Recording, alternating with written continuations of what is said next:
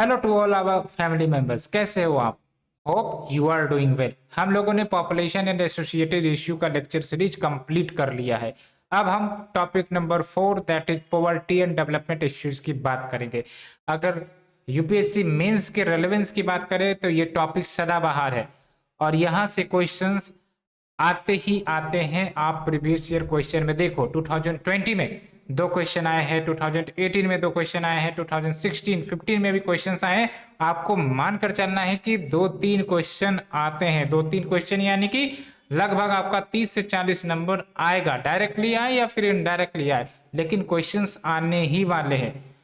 Because poverty जो है ना सदाबहार इश्यू है, डायरेक्ट टॉपिक भी है हमारा यूपीएससी मेंस के सिलेबस में। Issues related to poverty, hunger, malnutrition, ये सब डायरेक्ट टॉपिक है। सिलेबस खोल के देखिए, अगर आपने सिलेबस यूपीएससी मेंस का नहीं पढ़ा है तो फिर आपको पढ़ना पड़ेगा, याद रखना पड़ेगा एक एक टॉपिक को कि क्या वो टॉपिक है और उस पर आपका कंटेंट तैयार रहना चाहिए। कंटेंट तैयार रहने का मतलब आपके पास इंट्रोडक्शन एंड कंक्लूजन लिखने के लिए पर्याप्त कंटेंट होने चाहिए। दूसरी इंपॉर्टेंट बात, ऑर्डर पॉइंट्स आपको पता होने चाहिए, कीवर्ड्स की। लेट्स से कि पॉवर्टी की बात आएगी तो वहां पर आपको पता ही होगा कि कॉजेज ऑफ पॉवर्टी क्या है।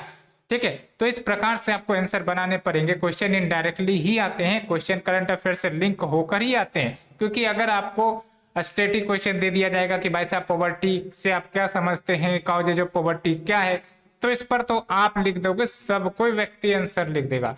लेकिन जब हम इससे करंट अफेयर से लिंक करते हैं, जैसे आपको पता होगा 2020 में कोविड-19 आया कि नहीं आया? बिल्कुल आया। अब कोविड-19 ने किस प्रकार से क्लास इनइक्वालिटीज को एक्सेलरेट किया है, पॉवर्टी को एक्सेलरेट किया है, इसका जवाब मांगा गया है क्वेश्चन नंबर 2020 में, जो आपका पूछा गया है। समझ में आ रहा है किस प्रकार से आपका ये क्वेश्चन पूछे जाते हैं। दूसरा क्वेश्चन आप देख सकते हो, how have digital initiatives in India contributed to the functioning of education system in the country.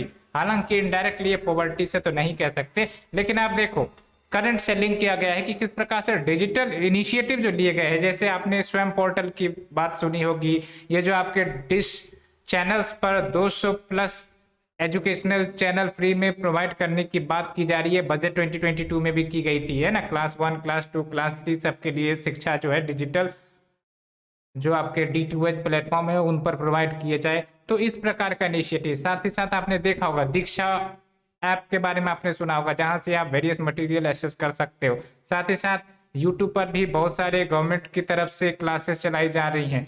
तो ये सब कहीं ना कहीं डिजिटल इनिशिएटिव्स भारत में ली जा रही हैं और किस प्रकार से जो एजुकेशनल सिस्टम में कंट्रीब्यूट कर रहा है। तो पहली बात तो आपको पता होना चाहिए कि एक्सेसिबिलिटी बढ़ी है एजुकेशन की बच्चों में, क्योंकि डिजिटल एजुकेशन का मतलब क्या हुआ कि अगर मैं पढ़ा रहा हूं तो पूरे देश भर उसको देख सकते हैं। जैसे हम आपको पढ़ा रहे हैं, हम आपको जानते नहीं है कि आप कहाँ से हमारी वीडियो वॉच कर रहे हो, लेकिन पढ़ रहे हो कि नहीं पढ़ रहे हो। This is the big achievement. ठीक है, तो ये सबसे इंपॉर्टेंट बात है। और दूसरी इंपॉर्टेंट बात ये कि जब हम आपको एजुकेशन देते हैं तो बेसिकली अफोर्डेबल रूप में भी आपको एजुकेशन मिल जाता है। अदरवाइज कोई स्कूल जाएगा, विद्यालय जाएगा, कोचिंग करेगा तो उसके लिए काफी ज्यादा पैसे खर्च होंगे। लेकिन यहाँ पर इतनी सारी फैसिलिटीज मिल रही है डिजिटल बेसिस पर, बस आपको कंसंट्रेशन बनाकर रखना है, पढ़ना है और अल्टीमेटली मटेरियल अच्छे से अच्छे मिलते हैं। बिकॉज कंपटीशन के दौर पर नो डाउट कि मटेरियल अच्छे मिलेंगे ही मिलेंगे, अगर नहीं मिलेंगे तो वो बेसिकली कंपटीशन से बाहर हो जाएगा। कंपटीशन का यही मतलब होता है, जो फंक्शन करेगा वो आगे बढ़ता जाएगा, जो कहीं ना कहीं अपने आप को वीक कर लेगा वो कंपटीशन से बाहर निकल जाएगा। यही लॉजिक है और यही आपका कैपिटलिस्ट सोसाइटी प्रमोट करता है, दैट इज कंपटीशन। तभी तो इतनी सारी कंपटीशन है। एग्जामिनेशन की बात कर लो, या फिर आपका कोई कंपनी नया एस्टेब्लिश करना है, अब उसको चेंज करना है तो उसमें भी कंपटीशन है। अब आप समझो कि जो आपके फेसबुक है या फिर आपके जो अमेजन सब है, ये सब बड़ी बड़ी कंपनियां हो गई है। अब कोई स्टार्टअप उसे कम्पीट देगा तो काफी मुश्किल आती है कि नहीं आती है। तो मैंने बेसिकली थोड़ा डाइवर्ट किया अपने टॉपिक को, लेकिन आप समझिए कि किस प्रकार से कंपटीशन आपको भी परफॉर्म करने के लिए इनकरेज करता है कि नहीं करता है। इतनी आप जबरदस्त तैयारी कर रहे हो, क्यों कर रहे हो? बिकॉज कंपटीशन है। कंपटीशन नहीं रहता था आपका सिलेक्शन आराम से हो जाता, but you are competing, you are hard working, you are dedicating yourself. Why? Because आपको अचीव करना है, आपको आगे बढ़ना है सबसे। तो ये सिंपल सा मतलब हुआ। तो चलो मैंने टॉपिक को डाइवर्ट किया, लेकिन हाँ बेसिक मतलब आप समझ गए ना। और ये देखो, अल्टीमेटली ये सबसे आसान होगा क्वेश्चन कि despite implementation of various program, हम लोग भर भर के प्रोग्राम्स इंप्लीमेंट करते हैं पॉवर्टी को खत्म करने का, है कि नहीं है? गवर्नमेंट की तरफ से लिए जाते हैं, स्टेट गवर्नमेंट की तरफ से लिए जाते हैं, लेकिन पॉवर्टी जाती ही क्यों नहीं है? What are the reasons that poverty is still existing, ये आपको बताने हैं।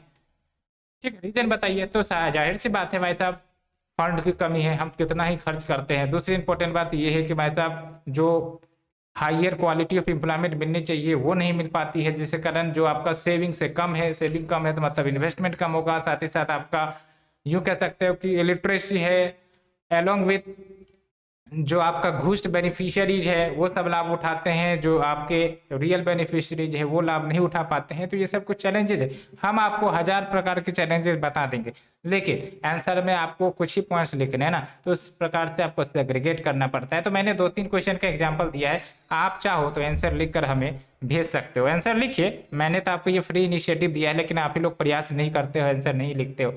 तो आप ये सोच रहे होगे कि भाई साहब लिखेंगे ना, कल लिखेंगे, परसों लिखेंगे, तरसों लिखेंगे, है ना, लेकिन इस प्रकार से समय बीत जाते हैं ना, पता भी नहीं चलता है। तो ये बात आप समझ लो, समय बीतने नहीं देना है, समय को आपको अच्छे से बिताना है इफेक्टिव तरीके से। ये काफी इंपॉर्टेंट बात है, समय को बिताना और समय खुद से बीत जाना, दोनों में अंतर है। तो दोनों को अंतर को समझिए और आगे बढ़िए, अपने मकसद की तरफ, अपने लक्ष्य की तरफ आगे बढ़िए और एक करेक्ट मोटिवेशन रखिए कि हाँ, हम जो भी अचीव करने के लिए यहाँ पर आए हैं, जो भी हम अचीव करना चाहते हैं, उसमें हम पूरा डेडिकेशन, शिद्दत, ईमानदारी अगर लगा दे तो कहीं ना कहीं हमें अचीव करने से कोई नहीं रोकेगा। पेशेंस एक की फैक्टर प्ले करता है, पेशेंस आपको ध्यान में रखनी है, because patience makes you aware in the unawared situation. कि भाई साहब कोई अनसर्टेन सिचुएशन आ गई, वहां पर आप देखोगे कि आपका कॉन्शियसनेस लूज हो जाता है, तो अल्टीमेटली वहां पर जो आपका पेशेंस है ना वही काम देगा, बिकॉज धैर्य से समाधान निकलती हैं, अधैर्य रहोगे तो समाधान बिगड़ जाएंगी, दिखेंगे ही नहीं वो समाधान। तो इन सब बातों को मैं आपको इसलिए बता रहा हूं क्योंकि ये सब चीजें रहनी चाहिए, क्वालिटी रहनी चाहिए। ठीक है, तो होप आप इन बातों को समझ रहे होंगे। चलो ठीक है, मैंने ये बता दिया। अब चलते हैं हमें क्या डिस्कस करने हैं इस टॉपिक में। वैसे तो हम 4-5 घंटे का, 6-7 घंटे का, 8-9 घंटे का भी लेक्चर पॉवर्टी पर पढ़ा सकते हैं। बहुत सारे डायमेंशन है, पॉवर्टी क्या है, इसके वेरियस डायमेंशन है। मल्टी डायमेंशनल पॉवर्टी की हम बात करते हैं कि किसी व्यक्ति के पास शिक्षा नहीं है तो वो भी गरीबी है, किसी व्यक्ति के पास हेल्थ केयर इंफ्रास्ट्रक्चर की फैसिलिटी नहीं है तो वो भी गरीबी है, किसी व्यक्ति के पास बेसिक इनकम नहीं है तो वो भी गरीबी है, किसी व्यक्ति के पास बेसिकली खेलने कूदने के लिए माहौल नहीं है तो वो भी गरीबी है। समझ में आ रहा है आपको क्या हम बताने का प्रयास कर रहे हैं? तो गरीबी को सिर्फ आप इनकम से लिंक नहीं करिए, गरीबी इज ए अम्ब्रेला टर्म। ठीक है, इसमें बहुत सारी चीजें आ जाती है। कहीं अगर जेंडर डिस्क्रिमिनेशन हो रहा है तो वो भी गरीबी है, कहीं अगर आपका कास्ट डिस्क्रिमिनेशन हो रहा है तो वो भी गरीबी है। बिकॉज कास्ट डिस्क्रिमिनेशन से क्या होगा, एक व्यक्ति ग्रो नहीं कर पाएगा, दूसरा व्यक्ति ग्रो करेगा। जेंडर डिस्क्रिमिनेशन से क्या होगा, वोमेन ग्रो नहीं कर पाएंगे, मेन ग्रो करेगा। आप देख सकते हो जो एसेट है, जो प्रॉपर्टी है, जो लैंड राइट्स है, डिस्पाइट गवर्नमेंट ने बहुत सारे एक्ट लेकर आए हैं, सक्सेशन एक्ट लेकर आए, लेकिन आप बताओ महिलाओं के नाम पर कितनी प्रॉपर्टी रजिस्टर होती है, कितनी उनके पास एसेट है जो रजिस्टर हुई है? बहुत ही कम, क्योंकि इस फंक्शन के साथ वर्क करता है कि महिलाएं जो है एक दिन दूसरे घर में चली जाएंगी तो उनके जो प्रॉपर्टी होगी वहां पर हो जाएगी। लेकिन कहीं ना कहीं आप समझिए कि आखिरकार ये जो हिस्टोरिकल डिस्क्रिमिनेशन है लंबे समय से फेस होती आई है, ठीक है, और ये चल रही है। तो ये सब बात है पॉवर्टी, इसीलिए मैंने आपको बताया it is not a single term, it is a umbrella term. इसमें आपको समझना है और हमेशा याद रखना, जब आप इस तैयारी में आए हो तो अल्टीमेटली आपको समाज के प्रति जिम्मेदारी है कि कहीं पर भी अगर कोई व्यक्ति शिक्षित या कोई बच्चे शिक्षित नहीं हो पा रहे हैं तो अल्टीमेटली उनके गार्जियन को आपको कम से कम बताना है, उनको शिक्षा के प्रति आकर्षित करना है। बिकॉज अगर कोई व्यक्ति, कोई बच्चा बचपन से ही वो शिक्षित नहीं हो पाता है, उसकी शिक्षा अगर छूट गई है तो एक प्रकार से समझ लीजिए कि उसका ह्यूमन डेवलपमेंट नहीं होगा, ह्यूमन रिसोर्स कैपिटल फॉर्मेशन नहीं होगा। आप ही सोचो ना, आज आप इतने अच्छी तैयारी कर रहे हो तो भविष्य में अपॉर्चुनिटी आपकी हरी भरी है, लेकिन कोई व्यक्ति शिक्षा ही नहीं प्राप्त किया, स्किल ही नहीं प्राप्त किया तो अल्टीमेटली उसका जो डेवलपमेंट है रुक जाएगा। ठीक है, ये सब कुछ बातें हैं। बिकॉज आइडिया तभी आएंगे ना जब आइडिया को एक्सप्लोर करोगे। आइडिया एक्सप्लोर कहाँ से होगा? एजुकेशन की। ठीक है, दूसरी इंपॉर्टेंट बात ये भी है कि हमारे देश में एजुकेशन सिस्टम रट्टाफिकेशन वाला है ना, रट्टो पास हो, नंबर लेकर आओ और बस कल्याण हो जाएगा। तो इसमें भी अप्रोच में भी चेंज करना पड़ेगा, इनोवेशन हमें लाना पड़ेगा। अमेरिका सब में देख लो, जापान में देखो, इनोवेटिव लर्निंग, खेलने कूद में ने खेलते कूदते ही बच्चे सीखते हैं, लर्न करते हैं, टीम मेंबरशिप, वर्क मेंबरशिप, इस प्रकार के अप्रोच से चलते हैं और अल्टीमेटली इनोवेशन डेवलपमेंट कितनी अच्छी है। ऐसा नहीं कि हम एजुकेशन पर खर्च नहीं करते, ऐसा नहीं कि हमारे देश में विद्यालय की कमी है, लेकिन वही है रट्टाफिकेशन टेक्नोलॉजी हमारे देश में प्रभावित है। तो रट्टाफिकेशन टेक्नोलॉजी से इनोवेशन खत्म होता है, इनोवेशन बनता थोड़ी है। ठीक है, ये सब बातें हैं, कड़वी है लेकिन सच्चाई है। हालांकि मैं आपको ये चिल्ला चिल्ला कर बोल रहा हूँ क्योंकि समस्याएं थोड़ी गंभीर है। जब तक एक्सप्रेस नहीं करेंगे तो फिर चीजें निकलेंगी कैसे, समाधान निकलेगा कैसे। कहते हैं ना, किसी चीज का समाधान चाहिए तो पहले तो उस चीज को आइडेंटिफाई करो, उस प्रॉब्लम को आइडेंटिफाई करो कि आपकी वीकनेस क्या है। वीकनेस आइडेंटिफाई किया, act on the weakness, then your solution comes. ये बात है। तो क्या हम टेबल ऑफ कंटेंट में पढ़ने वाले हैं? 10-15 मिनट का आपको मैंने इंट्रोडक्शन दिया है। I think it is more than sufficient to know what is poverty and poverty के साथ साथ क्या इश्यूज है। पॉवर्टी डायरेक्ट इंपैक्ट करता है डेवलपमेंट को, पॉवर्टी डायरेक्ट इंपैक्ट करता है जीडीपी को, पॉवर्टी डायरेक्ट इंपैक्ट करता है इकोनॉमिक ग्रोथ को। अब बताओ क्या आप समझ रहे हो? पॉवर्टी डायरेक्ट एक प्रकार से इंपैक्ट करता है, एक प्रकार से इन्फ्लेशन को, इकोनॉमी को, सब हंगर को, माल न्यूट्रिशन को, वल्नरेबल सेक्शन को, किससे नहीं इंपैक्ट करता है? पूरा जो सिलेबस आप देखते हो सोसाइटी का, सबसे पॉवर्टी लिंक्ड है। तो इस प्रकार से लिंक कर पढ़िए तो मजा आएगा, पढ़ाने में मजा आता है हमें। इसलिए मैं आपको लंबे चौड़े लेक्चर सीरीज प्रोवाइड करूंगा, लेकिन क्या फायदा, बेसिकली ज्यादा लंबा लेक्चर सीरीज आता है तो आप देखते भी नहीं हो, आई थिंक सो, क्योंकि मैंने विजन आईएएस का करंट अफेयर्स डाला है। आई थिंक उसके व्यू नहीं गए हैं, आपको देखने चाहिए, बिकॉज इतनी मेहनत करके मैंने ये वीडियो डाली है, आपके लिए मैंने मेहनत किया है, तो अल्टीमेटली आपको भी कंट्रीब्यूशन करना चाहिए। आपको कहीं ना कहीं शेयर करते रहना फ्रेंड सर्कल के बीच, ताकि हम जो है इसी प्रकार की आपकी वीडियोज लेकर आए, आपकी बेसिक अंडरस्टैंडिंग से लेकर आपका एडवांस अंडरस्टैंडिंग इस प्रकार से डेवलप करवाएं कि कोई चैलेंज ना करे आपको आपके कंटेंट क्वालिटी को लेकर। वो कंटेंट क्वालिटी आपके अंदर आ जाए कि बस आप हमारे साथ बने रहिए। एक एक कंटेंट क्वालिटी हम डिस्कस करते हैं अच्छे से। ठीक है, आने वाले समय में हम जो है हो सकता है ज्योग्राफी ऑप्शनल की क्लासेस शुरू करें, बिकॉज ज्योग्राफी ऑप्शनल भी एक काफी गहरा टॉपिक है। हालांकि मेरा ऑप्शनल ही रहा है ज्योग्राफी, तो हम आपको अच्छे से पढ़ा सकते हैं, इसमें कोई डाउट नहीं है। लेकिन वही बात है कि थोड़ा सा कंट्रीब्यूशन आपकी तरफ से होनी चाहिए, वो एनर्जी आप में दिखनी चाहिए कि हाँ सर आप पढ़ाओ, हम आपके साथ हैं। तो वो कंट्रीब्यूशन और एनर्जी साथ साथ रिफ्लेक्ट होनी चाहिए। ठीक है, तो ये बातें, चलो टेबल ऑफ कंटेंट में बहुत सारी बातें हो गई, प्यारी प्यारी बातें, मीठी मीठी बातें। ठोको लाइक इस बात पर, कमेंट सेक्शन में कमेंट करो यस सर, हम जो है आपके साथ देने के लिए तैयार है, एनर्जी के साथ, पूरी ताकत के साथ। कमेंट में सोचिए, बिकॉज एनर्जेटिक रहना जरूरी है। जीवन में अप्स एंड डाउन्स आते रहती है, एनर्जेटिक तो रहना हमें है ना। एनर्जी लूज यानी कि कॉन्फिडेंस लूज, कॉन्फिडेंस लूज तो सब कुछ दुनिया अंधकार सा लगेगा। अंधकार हमें नहीं रहना ना, हमें उजाले की तलाश है, हमारे जीवन का तलाश ही उजाला। तो हम अंधकार में कैसे जी सकते हैं? तो जहां अंधकार है वहां पर सतर्क हो जाना है कि भाई साहब अंधकार आया तो बढ़िया बात है ना, उजाला ढूंढने का प्रयास करते हैं, है ना। यही सब होता है कि डिमोटिवेशन कभी आ गई तो उसको हम रीमोटिवेशन में कन्वर्ट कर सकते हैं, और अल्टीमेटली हम अपने मूड को चेंज कर सकते हैं। मूड बनाना बिगाड़ना आपका काम है। सिचुएशन बाहर से आती रहेंगी, छक्के चौके मारने हैं या फिर आउट होना है, कहीं ना कहीं आप डिसाइड करो। ठीक है, कभी कभी आउट भी हो जाते हैं, कभी कभी छक्के भी लगते हैं, कभी कभी चौके भी लगते हैं। तो फेजेज ऑफ लाइफ है, वी शुड एंजॉय, है ना।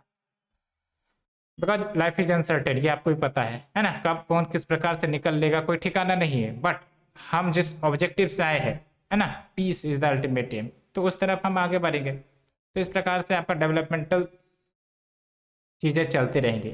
मैं आपको बीच बीच में बातें बताता हूँ क्योंकि मेरा एक प्रकार से इंटरेस्ट ही है कि हाँ ये सब चीज़ें जो मैंने सीखी है, मैंने एक प्रकार से 12 ईयर्स का मेडिटेशन किया है, तो ये सब चीज़ें हमारे अंदर से ही आती है। हम कोई बाहर से सीख कर किताब पढ़कर नहीं बताते आपको, अंदर से 12 साल की मेडिटेशन का प्रैक्टिस है। जो सीखा है, जो दुनिया को समझा, वो हम आपको एक्सप्रेस करते हैं, वो हम आपको बताते हैं। तो होप यू अंडरस्टूड। चलो चलते हैं, इंट्रोडक्शन में हम देखेंगे पॉवर्टी क्या है, कुछ फैक्ट्स एंड फिगर्स जो काफ़ी इंपॉर्टेंट होंगे आपके मेंस के लिए, जो आप लिखोगे, बिकॉज इसमें आपका डाटा एंड फैक्ट्स मैंने आपको बताया, आंसर राइटिंग इंप्रूव करना है तो फैक्ट एंड फिगर से सब्सटेंशिएट करना पड़ेगा, नहीं तो लिखोगे क्या। दूसरी इंपॉर्टेंट बात, कॉन्स्टिट्यूशनल प्रोविजंस क्या है पॉवर्टी के, जैसे आपका आर्टिकल 14, 15, 16, 17 ये सब है ना। अलॉन्ग विथ अर्बन पॉवर्टी हम देखेंगे आखिरकार कारण क्या है, क्यों जो पॉवर्टी है वो रूरल से अर्बन इंडिया की तरफ शिफ्ट हो रही है, वे फॉरवर्ड क्या है, साथ ही साथ रूरल इंडिया में पॉवर्टी के क्या कारण है, ये सब हम देखेंगे। ठीक है, क्योंकि अर्बन एरिया में डिफरेंट कारण हो सकते हैं, रूरल इंडिया में डिफरेंट कारण हो सकते हैं। कॉजेज ऑफ पॉवर्टी, ये देखो, ये तो डायरेक्ट क्वेश्चन आया भी है, तो उसको भी अटेम्प्ट कर सकते हो। Poverty is a social problem, consequences of poverty क्या है, मल्टी डायमेंशनल पॉवर्टी, इसी में हम देखेंगे। वैसे आप सिर्फ इनकम ना होना इज नॉट क्वालिफाई कि हाँ पॉवर्टी है या नहीं है, इसके तहत बहुत सारे फैक्टर्स है। किसी व्यक्ति के पास पैसे भरे पड़े हैं लेकिन वो बच्चे को शिक्षा नहीं दे रहा है, मल्टी डायमेंशनल पॉवर्टी है ना। किसी एक व्यक्ति के पैसे पैसे भरे पड़े लेकिन वो वुमेन को हॉस्पिटल नहीं पहुंचा रहा है ना, घर में ही डिलीवरी करना चाह रहा है बच्चों की। तो बेसिकली आप समझ के चलो मल्टी डायमेंशनल पॉवर्टी वो महिला फेस कर रही है। Global multi dimensional poverty index देखेंगे 2020। फिर हम देखेंगे कोविड-19 और किस प्रकार से कोविड-19 ने पॉवर्टी जो हम लोगों ने इनिशिएटिव लिया है पॉवर्टी कम करने का उसको और ज़्यादा पीछे ढकेल दिया है।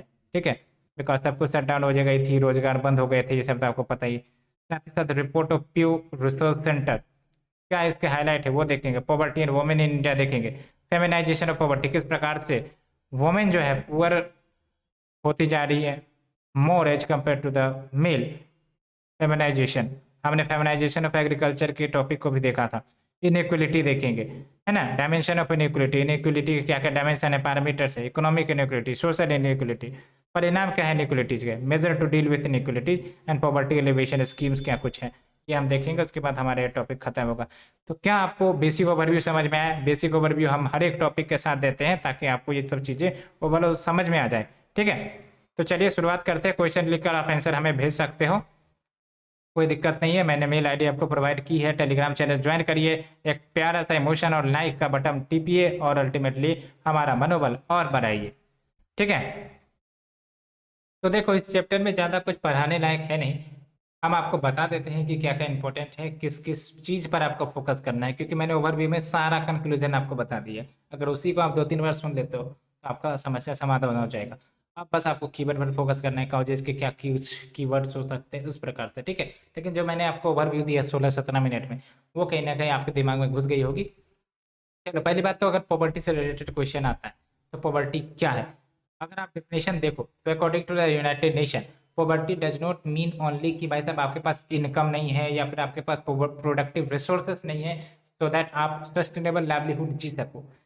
Poverty means more than that. जैसे आप हंगर फेस कर रहे हो, माल न्यूट्रिशन फेस कर रहे हो, है ना, कुपोषण के शिकार हो, तो ये भी पॉवर्टी के अंतर्गत आएगा। आपके पास एजुकेशन की एक्सेसिबिलिटी नहीं है, अफोर्डेबिलिटी नहीं है, as well as other basic services, health care आप एसेस नहीं कर पाते हो, तो ये सब कहीं ना कहीं पॉवर्टी के डेफिनेशन में आता है। सोशल डेफिनेशन फेस करते हो, सोशल एक्सक्लूजन फेस करते हो, आप देखते हो ना जेंडर डिस्क्रिमिनेशन, आप देखते हो caste discrimination, as well as आपका पार्टिसिपेशन नहीं हो पाता डिसीजन मेकिंग में, तो ये सब कहीं ना कहीं पॉवर्टी की एक अम्ब्रेला डेफिनेशन है। ठीक है, और साथ ही साथ आप हमें बताओ डेवलपमेंट एंड इकोनॉमिक ग्रोथ में क्या अंतर है।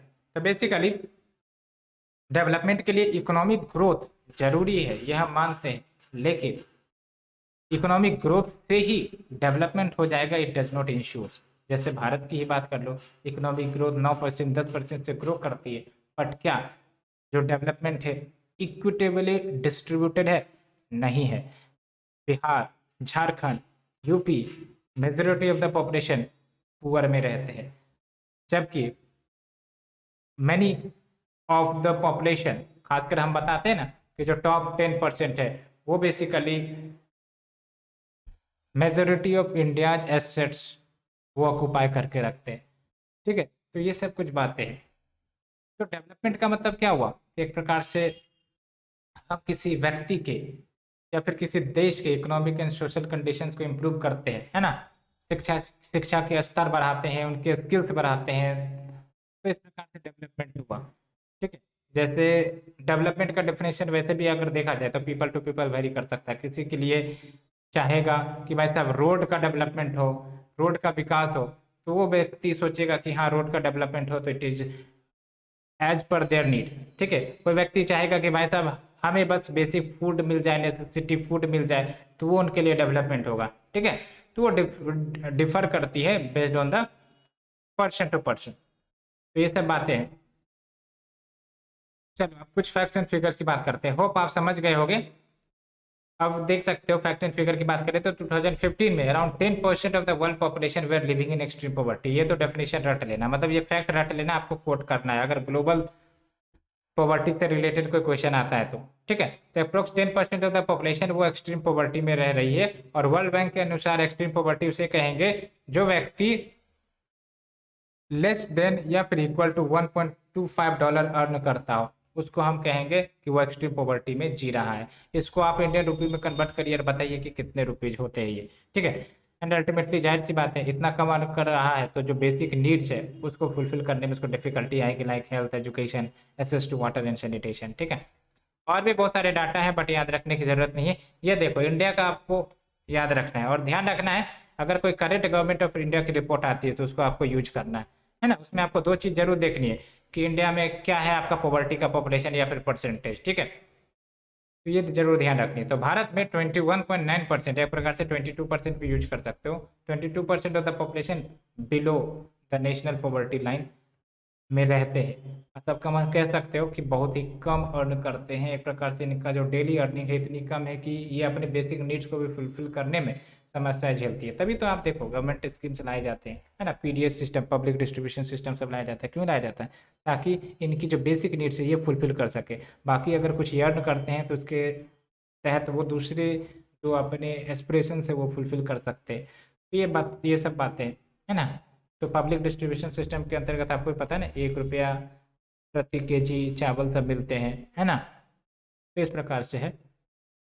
तो ये हमने देखा। तो ये ध्यान रखना है आपको, 22% of the population living below the national poverty line. ये 2011 की बात है, इसलिए मैं बात कर रहा हूँ। अगर लेटेस्ट कोई डाटा आता है तो ठीक बात है। चलो नेक्स्ट टॉपिक की बात करते हैं। कॉन्स्टिट्यूशन प्रोविजंस क्या है पॉवर्टी के? तो संविधान ने तो प्रोविजंस दिए है ना। फंडामेंटल राइट में क्या बातें की गई है? फंडामेंटल राइट अगर देखा जाए तो आर्टिकल 14 से आपका जो 18 है ना, वो राइट टू इक्वलिटी की ही तो बात करता है, ठीक है। उसमें से भी क्या, अगर हम बात करें आर्टिकल 21, आर्टिकल 24, तो यहाँ पर भी आप देखोगे कि हर व्यक्ति को एक प्रकार से अपने अपने अधिकार दिए गए हैं। जैसे फॉर एग्जांपल आर्टिकल 16 की बात करते हैं तो यहाँ पर क्या बोला गया, equality of opportunity for all citizen related to the employment to the office of government, ठीक है। यानी कि इक्वलिटी ऑफ अपॉर्चुनिटी होगी। धर्म जाति के नाम पर ऐसा नहीं होगा कि भेदभाव किया जाएगा गवर्नमेंट ऑफिस में एम्प्लॉय करने के लिए, ठीक है। उसी प्रकार से आर्टिकल 17 की बात करते हैं तो अनटचेबिलिटी है ना, उसको एबोलिशन करने की बात है। आपको ही पता है ना, हिस्टोरिकल इतिहास देखें अगर हम भारत के सोसाइटी का, तो अनटचेबिलिटी बहुत बड़ी समस्या रही है। बी आर अम्बेडकर साहब है ना, खुद अनटचेबल से बिलोंग करते थे। अल्टीमेटली उन्होंने कितनी समस्याएं झेली है बचपन से लेकर अपने पूरे जीवन काल में, और अल्टीमेटली उन्होंने अपना दर्द बयां भी किया है, एनहेलेशन ऑफ कास्ट, जो उन्होंने आर्टिकल लिखा था। समझ में आया? तो ये सब बातें हैं और कहीं ना कहीं इन्हीं के एक प्रकार से योगदान कह सकते हो कि इस प्रकार के शुद्ध प्रोविजंस आए हैं जो इक्वलिटी को प्रमोट करते हैं। आर्टिकल 17 देख लो, six to establish a new social order of equal socio economic profile. Untouchability मतलब क्या है कि भाई साहब छुआछूत माना जाता था। मैंने कल टेलीग्राम पर एक आर्टिकल शेयर किया था आपको, वो केस स्टडी आप यूज कर सकते हो, ठीक है। आर्टिकल 21 की बात करते हैं, protection of life and personal liberty, कि भाई साहब हर व्यक्ति को अधिकार है कि वो अपना जीवन जो है जिए, है ना, उनका पर्सनल लिबर्टी हो, ठीक है। इसमें right to basic needs of the poor ensure, because जब तक basic needs of the poor ensure नहीं होगा तो भाई साहब प्रोटेक्शन ऑफ लाइफ कैसे होगी? तो कहीं ना कहीं ये जो पीडीएस सब सिस्टम है ना, पब्लिक डिस्ट्रीब्यूशन सिस्टम, ये सब कहीं ना कहीं आर्टिकल 21 के प्रोविजंस को फुलफिल करता है कि नहीं करता है? बताओ जल्दी से, ठीक है। आर्टिकल 24 की बात करें तो prohibition of employment of children in factories, ये तो बात है ना। ये जो आपका आर्टिकल 23, 24 है ना, ये राइट अगेंस्ट एक्सप्लॉयटेशन है, ठीक है। तो ये सब बात हमने डिस्कस की। अब चलते हैं डीपीएसपी के बारे में जानते हैं। डीपीएसपी आपको पता है ना, ये स्टेट को डायरेक्शन देता है कि भाई साहब आपको ये सब करने हैं। फंडामेंटल राइट्स एक प्रकार से सिटीजन्स को अधिकार देता है, पर्सन्स को अधिकार देता है। लेकिन डीपीएसपी जो है, जिसको हम कहते हैं directive principle of state policy, ये कहीं ना कहीं जो स्टेट है, जो गवर्नमेंट है, उसको डायरेक्ट करता है कि आपको किस दिशा में वर्क करने। तो यहाँ पर आप देखोगे कि सोशल इनइक्वलिटी सब कम करने के लिए बहुत सारे प्रोविजन दिए गए। जैसे आर्टिकल 39 की बात करें तो इसमें बेसिकली स्टेट को बताता है कि इस प्रकार से पॉलिसी बनाइए जिससे आपका एडिक्वेट मीन्स ऑफ लाइवलीहुड हो टू मैन एंड वुमेन दोनों, ठीक है। आर्टिकल 39 क्लाउज ए की बात करें तो justice, equal opportunity, free legal aid की प्रमोट करने की बात करता है। तो देख सकते हो यहाँ पर भी इक्वल अपॉर्चुनिटीज की बात चल रही है। उसी प्रकार से आर्टिकल 41 की बात करें तो बेसिकली सिक्योरिटी ऑफ वर्क हो, है ना, एजुकेशन हो, पब्लिक असिस्टेंस भी हो सेवरल केसेस में। इस प्रकार से आप यूज कर सकते हो इन सब आर्टिकल्स को, आप कहीं पर भी यूज कर सकते हो, ठीक है। पॉलिटी के कोई क्वेश्चन आते हैं तो आप आर्टिकल से भी शुरुआत कर सकते हो अगर आपको कोई आर्टिकल याद है। ठीक है, आर्टिकल 42 की बात करें तो देख सकते हो just in human condition of work, कि भाई साहब कहीं वर्क कर रहे हो, पता चला कि इस प्रकार की वर्क कंडीशन है कि आपका जो है एज ही कम हो जाए, जैसे पूरा पॉल्यूटिंग एरिया में वर्क कर रहे हो। ठीक है, तो भाई साहब वो वर्क क्या करेगा, उसका तो इफिशियंसी प्रोडक्टिविटी कम होते जा रहा है ना। तो इन सब से बचने के लिए हमारे जो संविधान निर्माता हैं इन सब ने प्रोविजंस किया है, जैसे आप देख सकते हो security of just and human condition of work. Article 45 है आपका free and compulsory education to every child till the age of 14 years. उसके बाद एसडीजी रट लेना है आपको, मैंने आपको बताया था एसडीजी 1 से लेकर एसडीजी 17 ये आपके कंक्लूजन या फिर इंट्रोडक्शन का आंसर बन सकते हैं। अगर आपको नहीं पता है कि क्या कंक्लूजन लिखना है क्या इंट्रोडक्शन लिखना है, तो एसडीजी कोट कर देना है ना। अकॉर्डिंग टू द एसडीजी 1 हमें 2030 तक हासिल करना है, उसके लिए गवर्नमेंट बहुत सारे प्रयास कर रहे हैं, इस प्रकार से डायलॉगबाजी करनी है। ठीक है, तो ध्यान रखना है आपको। तो एसडीजी 1 जो क्या कहता है, नो पॉवर्टी यानी कि गरीबी नहीं होनी चाहिए, कब तक इसे फुलफिल करनी है, बाय 2030। लेकिन आप बताओ कि आखिरकार भाई साहब कि ये सब जो टारगेट सेट कर दिए जाते हैं ये सब अचीव क्यों नहीं होता है। इसके बहुत सारे पॉइंट निकल कर आते हैं, लेकिन आप हमें 4 पॉइंट्स बताइए कि ग्लोबल लेवल पर देखा गया है कि बहुत सारे टारगेट सेट किए जाते हैं। पेरिस एग्रीमेंट आप देख लो क्लाइमेट चेंज के रिलेटेड, उसी प्रकार से आपका एसडीजी गोल्स देख लो। ठीक है, उसी प्रकार से आपका जो इन्वायरमेंट कंजर्वेशन के लिए बहुत सारे टारगेट्स लिए गए, why they are not achievable. Comment section में बताइए, आंसर दीजिएगा, दिमाग खुलेगा, सोचिएगा, आप जो है एक कदम आगे बढ़िएगा। यूपीएससी मीन्स कि आपको थिंक करना है, सोचिए, गहराई से सोचिए, आंसर दीजिए, बिकॉज आप कर सकते हैं, ये हमें पूरा भरोसा है, पूरा विश्वास है ईमानदारी के साथ। तो चलिए हम चलते हैं अब next topic, urban poverty. Hope आपको यहाँ तक क्लियर हो गई होगी। ध्यान रखना फंडामेंटल राइट डीपीएसपी एसडीजी ये सब कहीं ना कहीं पॉवर्टी सब के जो बातें हैं वो करता है। ठीक है, अब बात करते हैं अर्बन पॉवर्टी के ऊपर। और हाँ, एक बात मैं आपको बताना चाहता हूँ, अगर आपको पॉवर्टी सबको जानना है ना तो पुरानी मूवीज देखा करें। ठीक है, पुरानी मूवीज, नई वाली नहीं, क्योंकि इसमें तो अब एक्शन रिएक्शन वाला चीज चलता है और आजकल कंट्रोवर्सी ज़्यादा रहती है रेदर देन प्रॉब्लम जो हाईलाइट होने हैं। ठीक है, तो बेसिकली आपको पुरानी मूवीज देखनी है ना, थोड़ा सा आप पीछे जाइए, 90s की मूवी देख सकते हो, वहां पर आपको पता चलेगा किस प्रकार से इश्यूज है। ठीक है, बिकॉज आपको बहुत सारे डायमेंशन मिल जाएंगे, एक भी मूवी आप देख लेते हो तो पॉवर्टी के सारे डायमेंशन समझ जाओगे। वैसे अगर आपको पता है एक दो मूवीज के नाम तो आप हमें कमेंट सेक्शन में बताइए, मैं भी देखना चाहूंगा उससे। ठीक है, क्योंकि इस प्रकार से होनी चाहिए, ऐसा नहीं कि हम भर भर कर किताबें ही पढ़ रहे हैं और अल्टीमेटली सिर्फ और सिर्फ किताबों में घुसे हैं। खोलिए अपने मन को, रेस्ट्रिक्ट मत करिए, रेस्ट्रिक्ट करिएगा बंधन में बंध जाइएगा। बंधन बंधना नहीं है, आपको ओपन रखना है, चारों तरफ की दिशाएं खुली रहनी चाहिए। हाँ, फोकस एक चीज पर रहना चाहिए, लेकिन दिमाग तो खोल कर रख सकते हैं ना।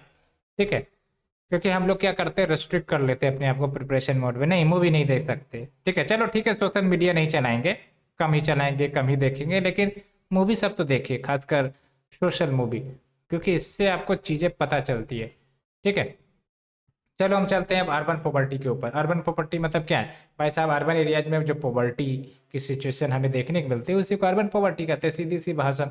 और दूसरी इंपॉर्टेंट बात, हमें डाटा से सब्सटेंशिएट कर देने हैं। ठीक है, तो आप देख सकते हो अर्बन पॉवर्टी इन इंडिया की बात करें तो मोर देन 25% है, अप्रोक्स अगर देखा जाए तो लगभग 81 मिलियन पीपल यानी कि 8.1 मिलियन पीपल अर्बन एरियाज में रहते हैं ऑन द इनकम्स जो बिलो द पॉवर्टी लाइन है, यानी कि काफी गंभीर सिचुएशन में ये रहते हैं। और अर्बन पॉवर्टी का अगर बात करें ना भाई साहब, तो चलो ठीक है कि इनकम अर्न करते हैं, लेकिन ध्यान रखना है आपको, यहाँ पर मैं आपको 2-3 इंपॉर्टेंट बात बताना चाहता हूँ कि अर्बन एरियाज में गरीब लोगों के पास घर नहीं होते हैं। अगर रेंट में रह रहे हैं तो उनको रेंट के लिए पैसे देने पड़ेंगे, साथ ही साथ फूड प्राइसेस सब बढ़कर हमें रिफ्लेक्ट होती है। तो समझ में आए, तो ये सब कुछ ऐसी इश्यूज है जो अर्बन पॉवर्टी में ऐड हो जाते हैं। अब रूरल एरियाज की अगर बात करें तो वहाँ पर घर होते हैं। ठीक है, और अल्टीमेटली कुछ ना कुछ काम मिल जाते हैं, मनरेगा के तहत कहो, एग्रीकल्चर वर्क कहो, वो सब मिल जाते हैं। लेकिन अर्बन एरियाज में सिनेरियो दूसरा हो जाता है। तो ये मैंने आपको एडिशनल इन्फॉर्मेशन बताया जो कोई भी पैम्पलेट आपको नहीं बताएगा। ठीक है, ये बातें हो गई। अब देखो, वैसे तो कहा जा रहा है कि रूरल पॉवर्टी हायर रहती है अर्बन पॉवर्टी से, लेकिन गैप क्लोज हो रहा है। गैप क्लोज होने का मतलब क्या है कि भाई साहब अर्बन पॉवर्टी भी बढ़ रही है। इसका मतलब क्या हुआ कि जो फोकस है पॉवर्टी का वो रूरल एरिया से अर्बन एरियाज की तरफ आ रहा है। Are you getting my point? आप बात समझने की डीपर अंडरस्टैंडिंग डेवलप करिए। अब आप देखो करंट सिचुएशन, तो ये डाटा भी इंपॉर्टेंट है इसलिए मैंने गुड का साइन दिया है। Today 1 in every 6 of India's urban household lives in slum. एक स्लम भी बहुत बड़ी समस्या है अर्बन एरियाज की, है ना। हम अर्बनाइजेशन के टॉपिक को डिस्कस करेंगे, वहां पर ये समस्याएं आपको साफ साफ नजर आ जाएगी। तो ये पॉइंट याद रखना है, every 6 of India's urban house hold, उसमें से 1 हाउस होल्ड ऐसे हैं जो स्लम एरियाज में रहते हैं। एक प्रकार से यूँ कहो तो 60 में 10 हाउस होल्ड ऐसे हैं जो आपके स्लम एरियाज में रहते हैं। 600 में ऐसे हाउस होल्ड है जहाँ 100 जो है स्लम एरियाज में रहते हैं। सीधी सीधी बात है, ठीक है। रंगराजन कमेटी वैसे तो बातें हैं, लेकिन आप देख सकते हो अभी कितना डाटा लीक हो गया, इसलिए मैंने इसको हाईलाइट नहीं किया है। नंबर ऑफ पुअर की बात करें तो जो डाटा है वो सजेस्ट करता है कि जो रेट ऑफ अर्बन पॉवर्टी है, यानी कि जिस प्रकार से अर्बन पॉवर्टी ग्रो कर रही थी वो कहीं ना कहीं डाउन हो रही है, यानी कि कम हो रही है। लेकिन एब्सोल्यूट नंबर्स की बात करें अर्बन पीपल की, वो अभी भी बहुत ही ज़्यादा है। अप्रोक्स 7.6 मिलियन, मतलब 7.6 करोड़ पीपल, या फिर यूँ कहो कि 76 मिलियन पीपल, ठीक है। Hope you understood. अब चलते हैं रीजन क्या है for shifting of poverty from rural to urban area. Push and pull factor, ये देखो कितनी आसान चीज़ है। पुश एंड पुल फैक्टर, आप अगर रूरल एरिया में रहते हो, ठीक है, अब आप सपने देखोगे कि भाई साहब हम अर्बन एरियाज में जाए, क्यों जाए? ये है आपका एक प्रकार से pull factor, because urban area आपको खींच रहा है। क्यों खींच रहा है? Better education, better living standard, better employment opportunity, better skill opportunity, तो ये सब आपका है पुल फैक्टर, यानी कि खींच रहा है आपको मेगा सिटीज के अट्रैक्शन। दूसरी बात होती है आपका पुश फैक्टर, यानी कि आप जहां पर रह रहे हो वहां पर कंडीशंस ऐसी नहीं है जो आपको रोजगार प्रोवाइड करे, जो आपको बेटर एजुकेशन प्रोवाइड करे, जो आपको एक प्रकार से बेटर लिविंग स्टैंडर्ड प्रोवाइड करे। तो आपको उस रीजन की तरफ से पुश मिल रही है कि वैसे में ऐसा कुछ नहीं है, आप चलो चलो चलो। तो ये हो गया आपका पुश फैक्टर। तो होप आप पुल फैक्टर पुश फैक्टर समझ गए होगे, है ना। तो रूरल एरियाज में इंफ्रास्ट्रक्चर नहीं है, कंपनी नहीं है, जॉब नहीं है, तो अल्टीमेटली पुश फैक्टर बन गया। अर्बन एरियाज में ये सब है तो पुल फैक्टर हो गया, ठीक है।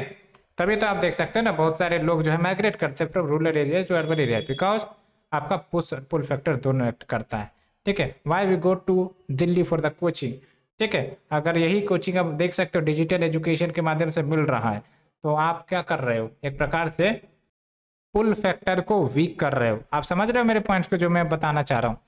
तो चलो ये सब चीज़ हो गया। अदर फैक्टर्स की बात करें तो स्किल्स की कमी है, इनडेप्टनेस है, यानी कि जो अनएम्प्लॉयमेंट है, अंडर एम्प्लॉयमेंट है, ये सब भी कहीं ना कहीं अनडेप्टनेस, यानी कि यूँ कह सकते हो कि उधार ले लिया, कर्ज ले लिया और कर्ज चुका नहीं पा रहे हैं, तो अल्टीमेटली क्या होता है, पॉवर्टी को ये री करता है, साइकिल ऑफ पॉवर्टी में बच जाते हैं, ट्रैप में बच जाते हैं।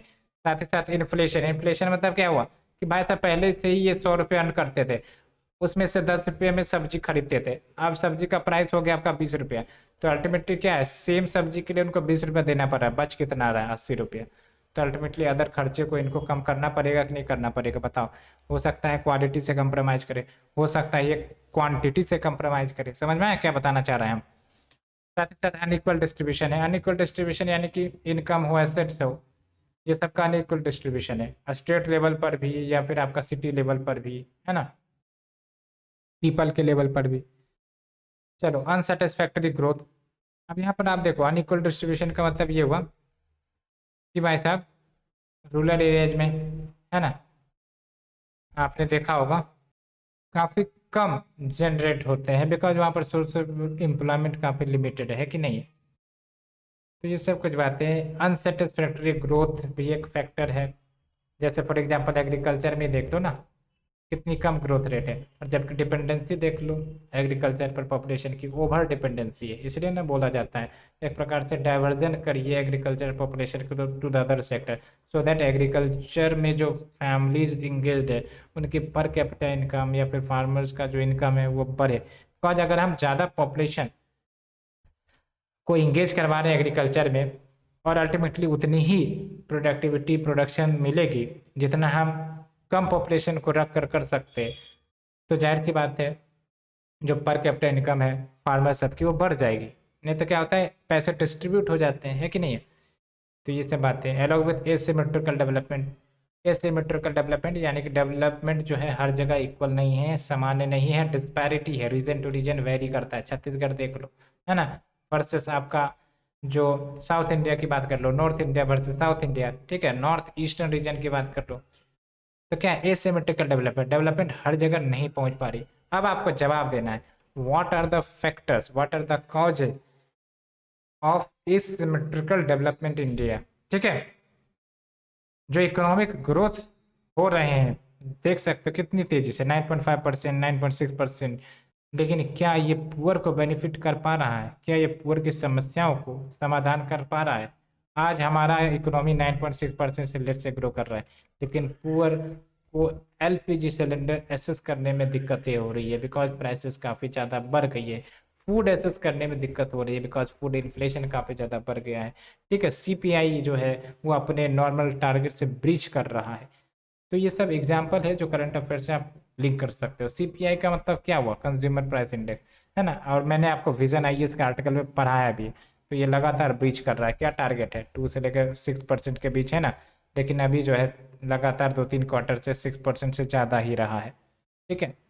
तो ये सब बातें हैं। तो वे फॉरवर्ड क्या है कि अर्बन एरियाज में जो लाइफ है उसको इम्प्रूव करिए।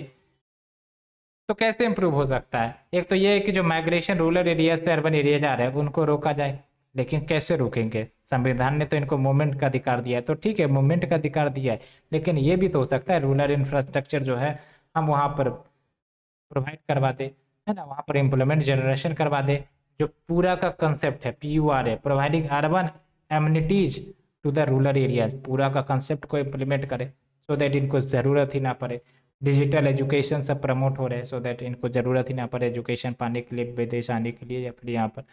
समझ में आया। इंक्रीजिंग इन्वेस्टमेंट, इन्वेस्टमेंट बढ़ाइए so that skill building, health infrastructure, education, इन सब में इन्वेस्टमेंट हो और better skill and human capital बन सके। एम्प्लॉयमेंट अपॉर्चुनिटीज को बढ़ाइए, ठीक है। Small and medium scale industry जो गांव में प्रमोट हो सकते हैं, फूड प्रोसेसिंग इंडस्ट्री जो गांव में प्रमोट हो सकते हैं उसको बढ़ावा दीजिए, ठीक है। इनकम जनरेटिंग अपॉर्चुनिटीज लेकर आइए, डिजिटल एजुकेशन के माध्यम से क्या आप स्किल दिलवा सकते हैं वो सब आप प्रोवाइड करिए, ठीक है। तो ये सब बातें हैं। साथ ही साथ urban poor should be provided skill building training and given opportunity for employment. आप देख सकते हो जो कॉमन सर्विस सेंटर आप देखते हो, है ना, जो आपको गवर्नमेंट के ई सर्विसेज प्रोवाइड करते हैं, उससे भी कितनी ज़्यादा एम्प्लॉयमेंट जनरेशन होती है ना। आप देखते होगे कहीं पर प्रिंट आउट निकालने जो पहले वो एक व्यक्ति रखता था, पैसे आने लगे 2 व्यक्ति रखेगा, 3 कंप्यूटर रखेगा, 3 व्यक्ति से 4 व्यक्ति रखेगा, इस प्रकार से एक प्रकार से नेटवर्क बन जाता है। तो कहीं ना कहीं इस प्रकार से रोजगार जनरेट होती है। तो ये सब स्किल होगी तब ना। अभी ज़्यादा से ज़्यादा पॉपुलेशन कंप्यूटर नहीं चलाने जानते हैं, ज़्यादा से ज़्यादा पॉपुलेशन मोबाइल फ़ोन चलाने नहीं जानते, ज़्यादा से ज़्यादा पॉपुलेशन टीचिंग स्किल नहीं जानते हैं। नहीं तो वो जो है यूट्यूब पर टीचिंग स्किल करवा सकते हैं, जैसे हम और आप कॉमन पीपल ही है, सामान्य बैकग्राउंड से बिलोंग करते हैं। लेकिन हमने स्किल सीखा, हम आपको पढ़ा रहे, आप हमसे प्रभावित हो रहे हो, आप हमको जान रहे हो, समझ रहे हो, सीख रहे हो। वाई स्किल, स्किल आएगा तो नॉलेज आएगा, नॉलेज आएगा पैसे आएंगे। इस प्रकार से आपका ये ग्रोथ चलता है, ठीक है। समाज में, सोसाइटी में कंट्रीब्यूशन होगा, लार्जर पॉपुलेशन पर पहुंचेगी, एसेसिबिलिटी अफोर्डेबिलिटी भी पहुंचेगी। इस प्रकार से हमारा एसडीजी का गोल कंप्लीट होगा, इस प्रकार से हमारा संविधान का गोल कंप्लीट होगा, इस प्रकार से हमारा डीपीएसपी का गोल कंप्लीट होगा। Are you understanding my point, कैसे हम लिंक करते जा रहे हैं एक पॉइंट को दूसरे पॉइंट से। और इतना ही नहीं, इनकम बढ़ेगा तो माल न्यूट्रिशन, हंगर की समस्याएं खत्म हो जाएगी, समाप्त हो जाएगी, कम हो जाएगी, लोगों के पास अपॉर्चुनिटी रहेगी।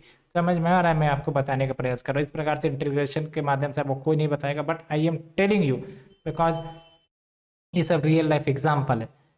इन सबको लिंक करिए, आंसर आ जाएंगे। Hello with urban planning and slum rehabilitation करिए आप, है ना। स्लम रिहेबिलिटेशन यानी कि स्लम एरिया जो अपनी ही समस्याएं से झेल रहे हैं, तो उन सबको ठीक करिए। हाउसिंग फॉर ऑल जो इनिशिएटिव गवर्नमेंट ने लॉन्च की है उसको आप इम्प्लीमेंट करवाइए जल्द से जल्द। अर्बन प्लानिंग करवाइए कि भाई साहब अनप्लान्ड अर्बनाइजेशन नहीं होना चाहिए, ठीक है। कि कहीं से भी नाले में पानी बह रहे हैं, कहीं पर भी कचरे फेंके जा रहे हैं। आजकल तो मैं यही देखता हूँ, जहाँ रोड पर जाओ साइड में एक जगह बनी रहती है, कचरे फेंक दो भाई साहब। ये कचरा फेंकना योजना खत्म करना पड़ेगा, समझ में आया? नहीं तो पता चलेगा कि रोड पर कचरा नहीं, कचरा पर रोड है, ठीक है। तो इस प्रकार की फीलिंग्स आ जाती है, कभी कभी हम अपने फीलिंग को भी जाहिर कर देते हैं। तो ये बातें हैं। साथ ही साथ एक्सेस टू क्लीन वाटर दो, इलेक्ट्रिसिटी दो, बेटर जॉब्स दो, स्किल ट्रेनिंग दोगे, बेटर जॉब्स आएंगी आएंगी, and the right to live in their homes, ये सब बात है। तो ये हमने डिस्कस किया। क्या आपको चीज़ें समझ में आई? मैंने डिटेल से इन सबको इश्यू किया। मैंने आपको बताया था पॉवर्टी एक ऐसी समस्या है जिस पर हम हजारों घंटे लेक्चर दे सकते हैं खड़े खड़े, कोई एनर्जी लूज नहीं होगी, लेकिन समाधान तो नहीं निकलती ना। इतने लंबे समय से पॉवर्टी से रिलेटेड प्रोग्राम चलाई जा रही है, पॉवर्टी से रिलेटेड आपका डेवलपमेंटल एफर्ट्स किया जा रहा है, पॉवर्टी इज नॉट एंडिंग। ठीक है, समस्या अभी भी बढ़ती ही जा रही है, प्रॉब्लम कोई ठंडी नहीं हुई है। तो कारण मैंने आपको पूछा, ये कारण का जवाब आप दे सकते हो कमेंट सेक्शन में। चलो अब बात करते हैं पॉवर्टी रूरल इंडिया की बात करते हैं, उसके बाद हम कॉजेज ऑफ रूरल पॉवर्टी की बात करेंगे, उसके बाद वे फॉरवर्ड करेंगे। ठीक है, उसके बाद हम मेजर मुद्दे पर आएंगे कॉजेज ऑफ पॉवर्टी, जो कि आपको कीवर्ड्स याद रखना है, बिकॉज मेंस में आप आंसर राइटिंग करोगे तो ये कीवर्ड आपको रटे होने चाहिए। ठीक है,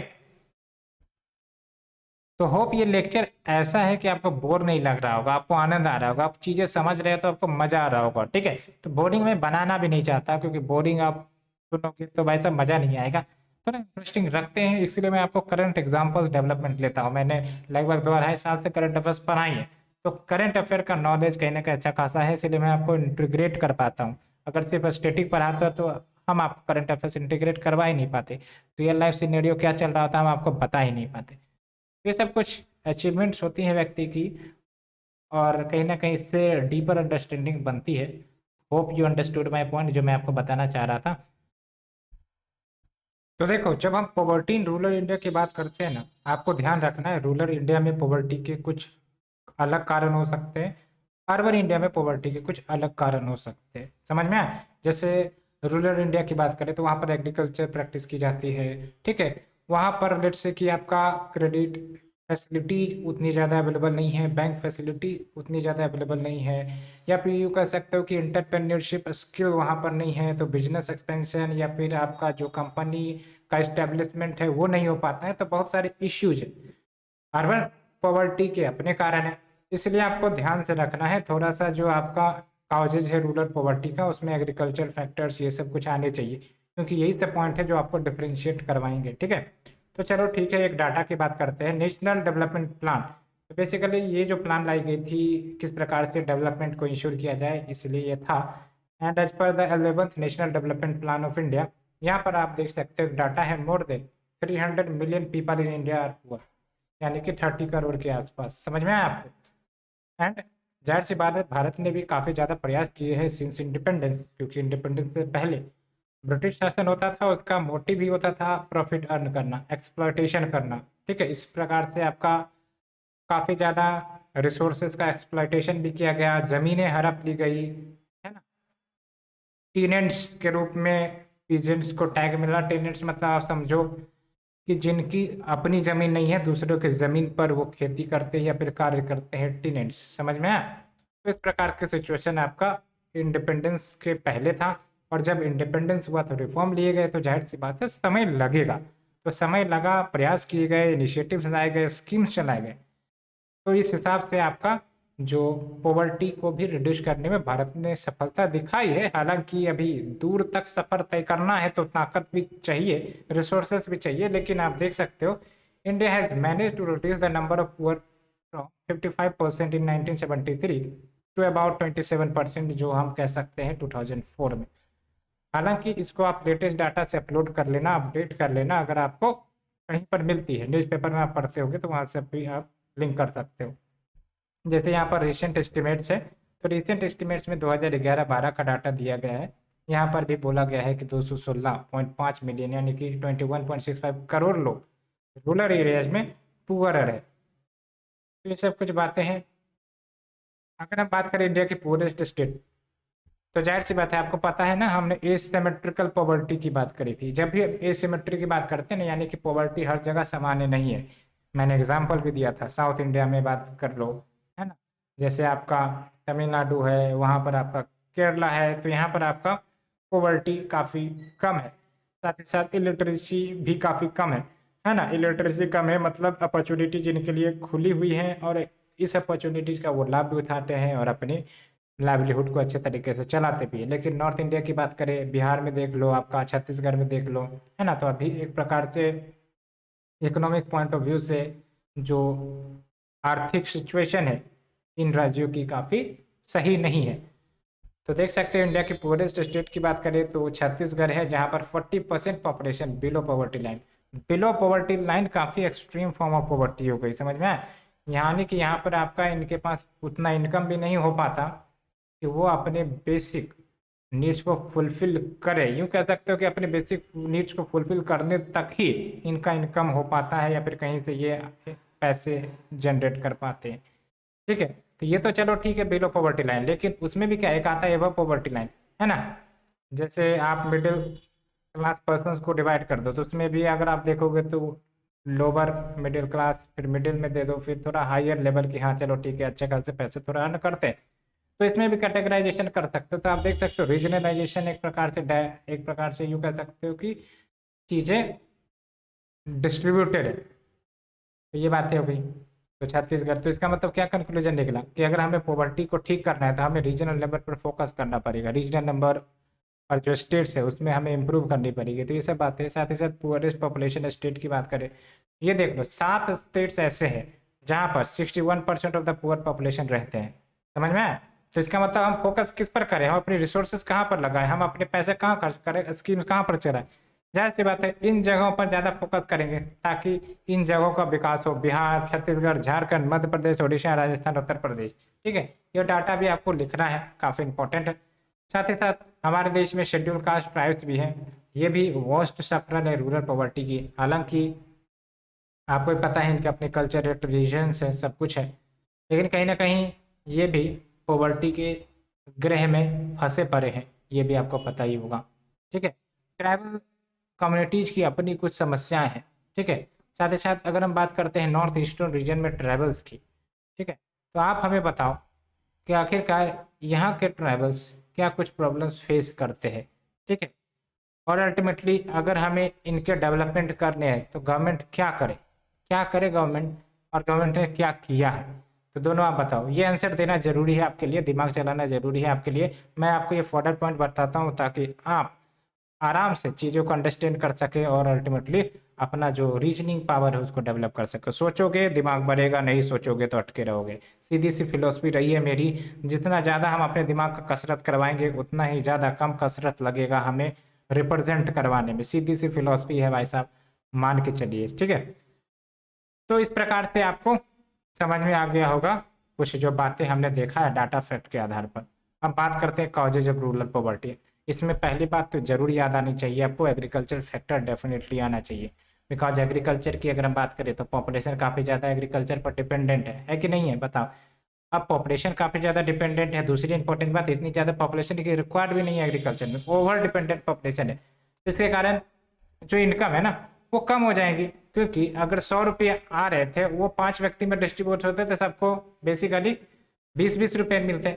अब 100 ही इनकम आने वाले हैं लेकिन 10 व्यक्ति में डिस्ट्रीब्यूट होने, तो बताओ 10 रुपये मिलेंगे कि नहीं मिलेंगे? तो सिंपल सा लॉजिक है एग्रीकल्चर फैक्टर। उसमें भी बहुत सारी बातें हैं, प्रोडक्टिविटी की कमी है, प्रोडक्शन की कमी है। ठीक है, साथ ही साथ उनको अच्छे प्राइस नहीं मिलते, रेम्यूनरेटिव प्राइस नहीं मिलते, रेनफॉल, मानसून सब कुछ एक इरेटिक है, क्योंकि हमारा जो एग्रीकल्चर है आपको पता है ना मानसून पर ज़्यादा डिपेंड करता है, लेकिन मानसून तो हमारे पर डिपेंड नहीं करता, वो तो अपनी मनमानी करता है। जैसे देख लो, कभी ड्राउट ले आएगा, कभी आपका एक्सेसिव रेनफॉल ले आएगा, और इन सब मामले में प्रोडक्शन भी कभी कभी फेल हो जाती है, ये तो पता ही होगा आपको। ये सब चीज़ें हैं। साथ ही साथ शॉर्टेज ऑफ इरीगेशन फैसिलिटीज़, यानी कि इरीगेशन फैसिलिटीज़ नहीं है, और ड्राउट होते रहते हैं तो इसके कारण क्रॉप्स डिस्ट्रॉय हो जाता है। ठीक है, और अल्टीमेटली साइकिल ऑफ पॉवर्टी में फंस जाते हैं। इसी के लिए आपका प्रधानमंत्री फसल बीमा योजना बनाया गया था, सो दैट इनको परेशानी ना हो, फार्मर्स को परेशानी ना हो। क्रेडिट इश्यू है, पैसे लेने जाओ बैंक में तो बोलेगा दस्तावेज दो, दस्तावेज नहीं मिलेगा तो पैसे लोन में नहीं मिलेंगे। मनी लेंडर के पास जाएंगे पैसे लेने के लिए, पैसे इनको मिलेगा लेकिन basically higher interest rate charge करते हैं। तो ये बेसिकली अर्न क्या करेंगे, सारे पैसे जो है इनके इंटरेस्ट रेट चुकाते चुकाते चल जाते हैं और ये कर्ज के तले दब जाते हैं, और इसके कारण सुसाइड से आपकी समस्या निकल कर आती है कि नहीं है? बताओ।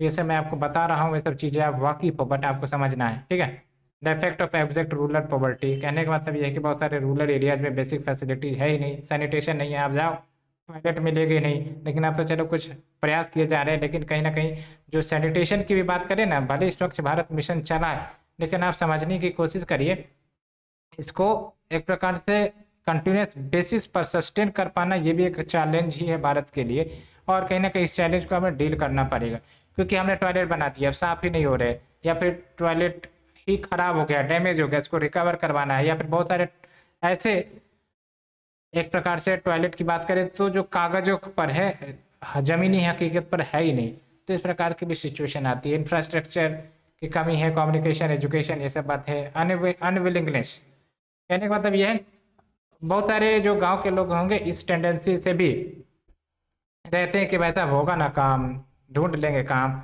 ऐसे में उनकी उम्र जो है ना काफ़ी ज़्यादा हो जाती है ना। तो आप देखोगे अर्बन एरियाज में काफ़ी कॉन्शियसनेस रहती है काम को लेकर कि हाँ भाई साहब 25-26 की उम्र में काम कर लेना है, काम ज्वाइन कर लेना है, कुछ भी करो, शिक्षा विक्षा प्राप्त करके काम कर लेना है। लेकिन रूरल एरियाज में बेसिकली आप देखोगे तो बेसिकली वहाँ पर चूंकि एजुकेशन फैसिलिटी है ही नहीं, ठीक है, तो एजुकेशन फैसिलिटी नहीं तो आगे का स्कोप उनका डेवलप ही नहीं होता, तो उनको यही लगता है कि भाई साहब जो है हमें एग्रीकल्चर में ही काम करना है या फिर रिलेटेड एक्टिविटीज में ही काम करना है। तो इसके कारण क्या होता है, उतनी ज़्यादा एक प्रकार से जो इंटरेस्ट शोकेज होनी चाहिए वो नहीं हो पाती, एलोंग विद बहुत सारे इशू है, और इसके कारण alcohol, substance abuse and anti social activities में एंगेज हो जाना, जिसके कारण कहीं ना कहीं पॉवर्टी और ज़्यादा ग्रो ही होती है। साथ ही साथ पॉपुलेशन ग्रोथ आप देख सकते हो, भारत की पॉपुलेशन 2023 तक रिप्लेस करने वाली है चाइना को। अब चाइना को रिप्लेस करने वाली है, लेकिन अगर हम इकोनॉमी की बात करें तो इकोनॉमी भी तो उस प्रकार की हो जो सस्टेन करे पॉपुलेशन ग्रोथ को, एम्प्लॉयमेंट को, जॉब्स को, है ना। लेकिन कहीं ना कहीं आपको ही पता है कि एम्प्लॉयमेंट की काफ़ी ज़्यादा इशू चल रही है हमारे देश में। पॉपुलेशन ज़्यादा है, लोग क्वालिफाइड हैं वेरियस इंस्टीट्यूट से, कॉलेजेस से, लेकिन उनको जॉब नहीं मिल रही है। अल्टीमेटली जॉब मिल रही है तो उनके क्वालिटी का जॉब नहीं मिल रहा है, बहुत सारी बातें हैं, और पॉपुलेशन ग्रोथ कहीं ना कहीं उसमें और ज़्यादा कंट्रीब्यूट करता है, ठीक है।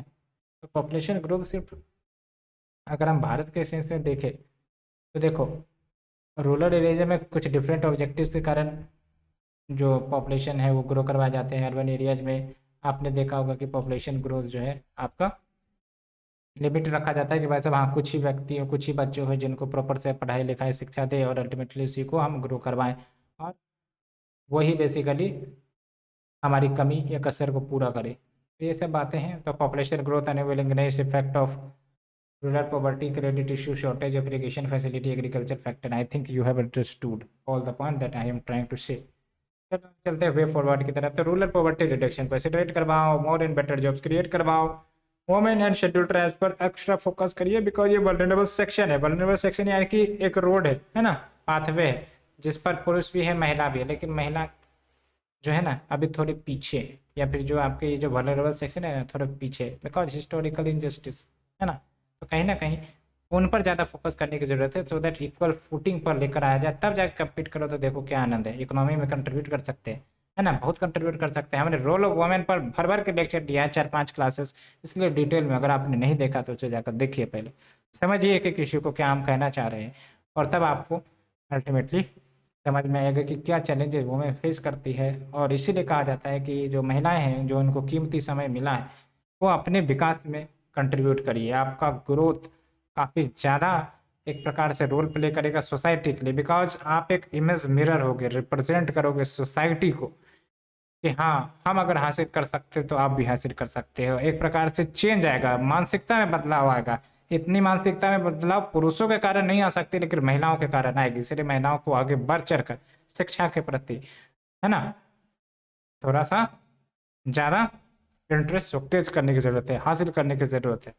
ये सब बातें हो गई, चलो ठीक है। ह्यूमन डेवलपमेंट आउटकम्स को इम्प्रूव करिए, है ना, बेटर हेल्थ, न्यूट्रिशन सब ठीक करिए, एजुकेशन दीजिए। एजुकेशन की भी हालत कोई खास नहीं है, खासकर पब्लिक एजुकेशन की बात करें, आप देखते ही हो बहुत सारे न्यूज़पेपर्स में कवर हो जाते हैं कि टीचर्स है उसकी क्वालिटी नहीं है, या फिर स्कूल इंफ्रास्ट्रक्चर है वहाँ पर सैनिटेशन फैसिलिटीज़ नहीं है। ये सब कुछ चीज़ें हैं जो कहीं ना कहीं भाई साहब प्रभावित करती है। अब हम स्कूल में शिक्षा दे रहे हैं, क्वालिटी नहीं दे रहे, तो उसको हम क्या ही दे रहे हैं, कुछ नहीं दे रहे हैं, है ना। शिक्षा तो बेटर तब होती है हम उसको क्वालिटी देते हैं, लेकिन क्वालिटी के नाम पर क्वांटिटी दे रहे हैं, क्वांटिटी के नाम पर हम जो है कुछ भी, है ना। तो ये सब चीज़ें नहीं चलनी चाहिए, ये सब दिक्कत है, ह्यूमन कैपिटल को कहीं ना कहीं अंडर कैपिटल बना देता है। तो ये सब हमने बात की। आप चलो ठीक है, मेन मुद्दे पर आते हैं, कॉजेज ऑफ पॉवर्टी। होप आपको चीज़ें समझ में आ रही है, मज़ा आ रहा है, आनंदित हो रहे हो। बिकॉज ये सब चीज़ें सुनने में मज़ा आता है और आपको लिखने में मज़ा आएगा, ये सब आंसर राइटिंग में मज़ा आता है। ठीक है, हमें तो भरा मज़ा आता है, इसलिए हम भर भर के आपको डिटेल से पढ़ाते हैं, क्योंकि सोसाइटी और इथिक्स ये हमारा फेवरेट टॉपिक है। हालांकि आपने देखा होगा कि इथिक्स में मैंने केस स्टडी नहीं करवाई, लेकिन हाँ केस स्टडी अगर कुछ समय मिले तो करवा देंगे, जरूर करवा देंगे। चलो अब चलते हैं काउजेज ऑफ पॉवर्टी के तो ऊपर। इसके बारे में कौन नहीं जानता, भर भर कर चर्चाएं होती रहती है, रोज न्यूज़पेपर के आर्टिकल में काउजेज ऑफ पॉवर्टी पॉवर्टी के बारे में आती रहती है, लेकिन समाधान की बात करो तो लुल हो जाते, चुप हो जाते, है ना, कोई समाधान का सोल्यूशन नहीं निकल पाता, है ना। लेकिन हाँ, प्रयास किए गए हैं, बहुत सारे स्कीम्स लॉन्च किए गए हैं, इसमें कोई दिक्कत की तो बात है नहीं। तो हम ओवरऑल आपको पता है इसलिए हम देख लेंगे, ऊपर ऊपर से देखने वाले हैं। तो देखो, जब हम काउजेज ऑफ पॉवर्टी की बात करते हैं तो सबसे पहली बात तो ये आपके दिमाग में आनी चाहिए कि पॉवर्टी का कारण का मतलब क्या है। जो बेसिक मनी होने चाहिए जिसके माध्यम से आप अपनी लाइवलीहुड को चलाते हो, वो पैसे आपके पास उपलब्ध नहीं है। ठीक है, बाकी तो अदर फैक्टर्स हो गए, लेकिन एक जो सबसे इंपॉर्टेंट फैक्टर यही है ना कि आपके पास पैसे नहीं है। पैसे नहीं है तो आप सामान नहीं खरीद सकते। जो आप इच्छा कर रहे हो कि हम बॉडी बनाएं, हम अपने माइंड के डेवलपमेंट के लिए कुछ न्यूट्रिशियस फूड खाएं, कहाँ से आएगा? पैसे होंगे तभी ना। तो the first and foremost thing आपको आंसर में लिखनी भी है, हालांकि यहाँ पर तो अदर फैक्टर्स में दिया गया है, आपको इनकम में याद रखना है। ठीक है, और अन्य फैक्टर की बात करें, inadequate access to clean water and nutritious food, क्योंकि जब आपके पास इन सब चीज़ों की कमी होगी, आप बीमार पड़ोगे तो पॉवर्टी के साइकिल में ढकेल दिए जाओगे। समझ में आया? और अभी आप देखिए 2 billion people don't have access to clean water at home. हमने कल ही आपको बताया भी था, कुछ टेलीग्राम में आर्टिकल्स शेयर करते रहते हैं इसी प्रकार से कि कैसे आप यूज करो केस स्टडी को, तो वहाँ से आप एग्जाम्पल ले सकते हो। मैं ऐसे ही फालतू के आर्टिकल नहीं शेयर करता और ज़्यादा भी नहीं शेयर करता, क्योंकि आपको बर्डन नहीं देना चाहता हूँ। ऑलरेडी आप जो है काफ़ी बड़े टारगेट को आप अचीव करने का प्रयास कर रहे हो और मैं नहीं चाहता कि आप पर हम लोड दे, तो इसलिए मैं आपको कम कम आर्टिकल ही शेयर करता हूँ। लेकिन हाँ, कुछ शेयर करता हूँ तो थोड़ा सा पढ़ लिया कीजिए, क्योंकि इंपॉर्टेंट होते हैं। ठीक है, ऐसा नहीं कि वो प्रीलिम्स पॉइंट के लिए इंपॉर्टेंट होते हैं, मेंस में कैसे आप उसे यूज करोगे इस पॉइंट से मैं बात करता हूँ। प्रीलिम्स के लिए तो आप करंट अफेयर, मंथली मैगजीन सब पढ़ते ही हो, तो इसमें कोई बड़ी बात नहीं है ना। मेंस के लिए कैसे यूज करना है, एक पॉइंट याद हो जाने चाहिए, इस टाइप से आपको पढ़ना है। जैसे पॉल्यूशन की बात करे गए थे, तो एक बात था कि अप्रोक्स 100% इंडियन जो है ना, वो पॉल्यूटेड एयर कंज्यूम करते हैं, है ना, तो ये सब यूज कर सकते हो। तो ये बातें हो गई। चलो ठीक है, ये हमने देखा। साथ ही साथ जॉब्स नहीं है, अनएम्प्लॉयमेंट है, तो ये भी बातें हैं।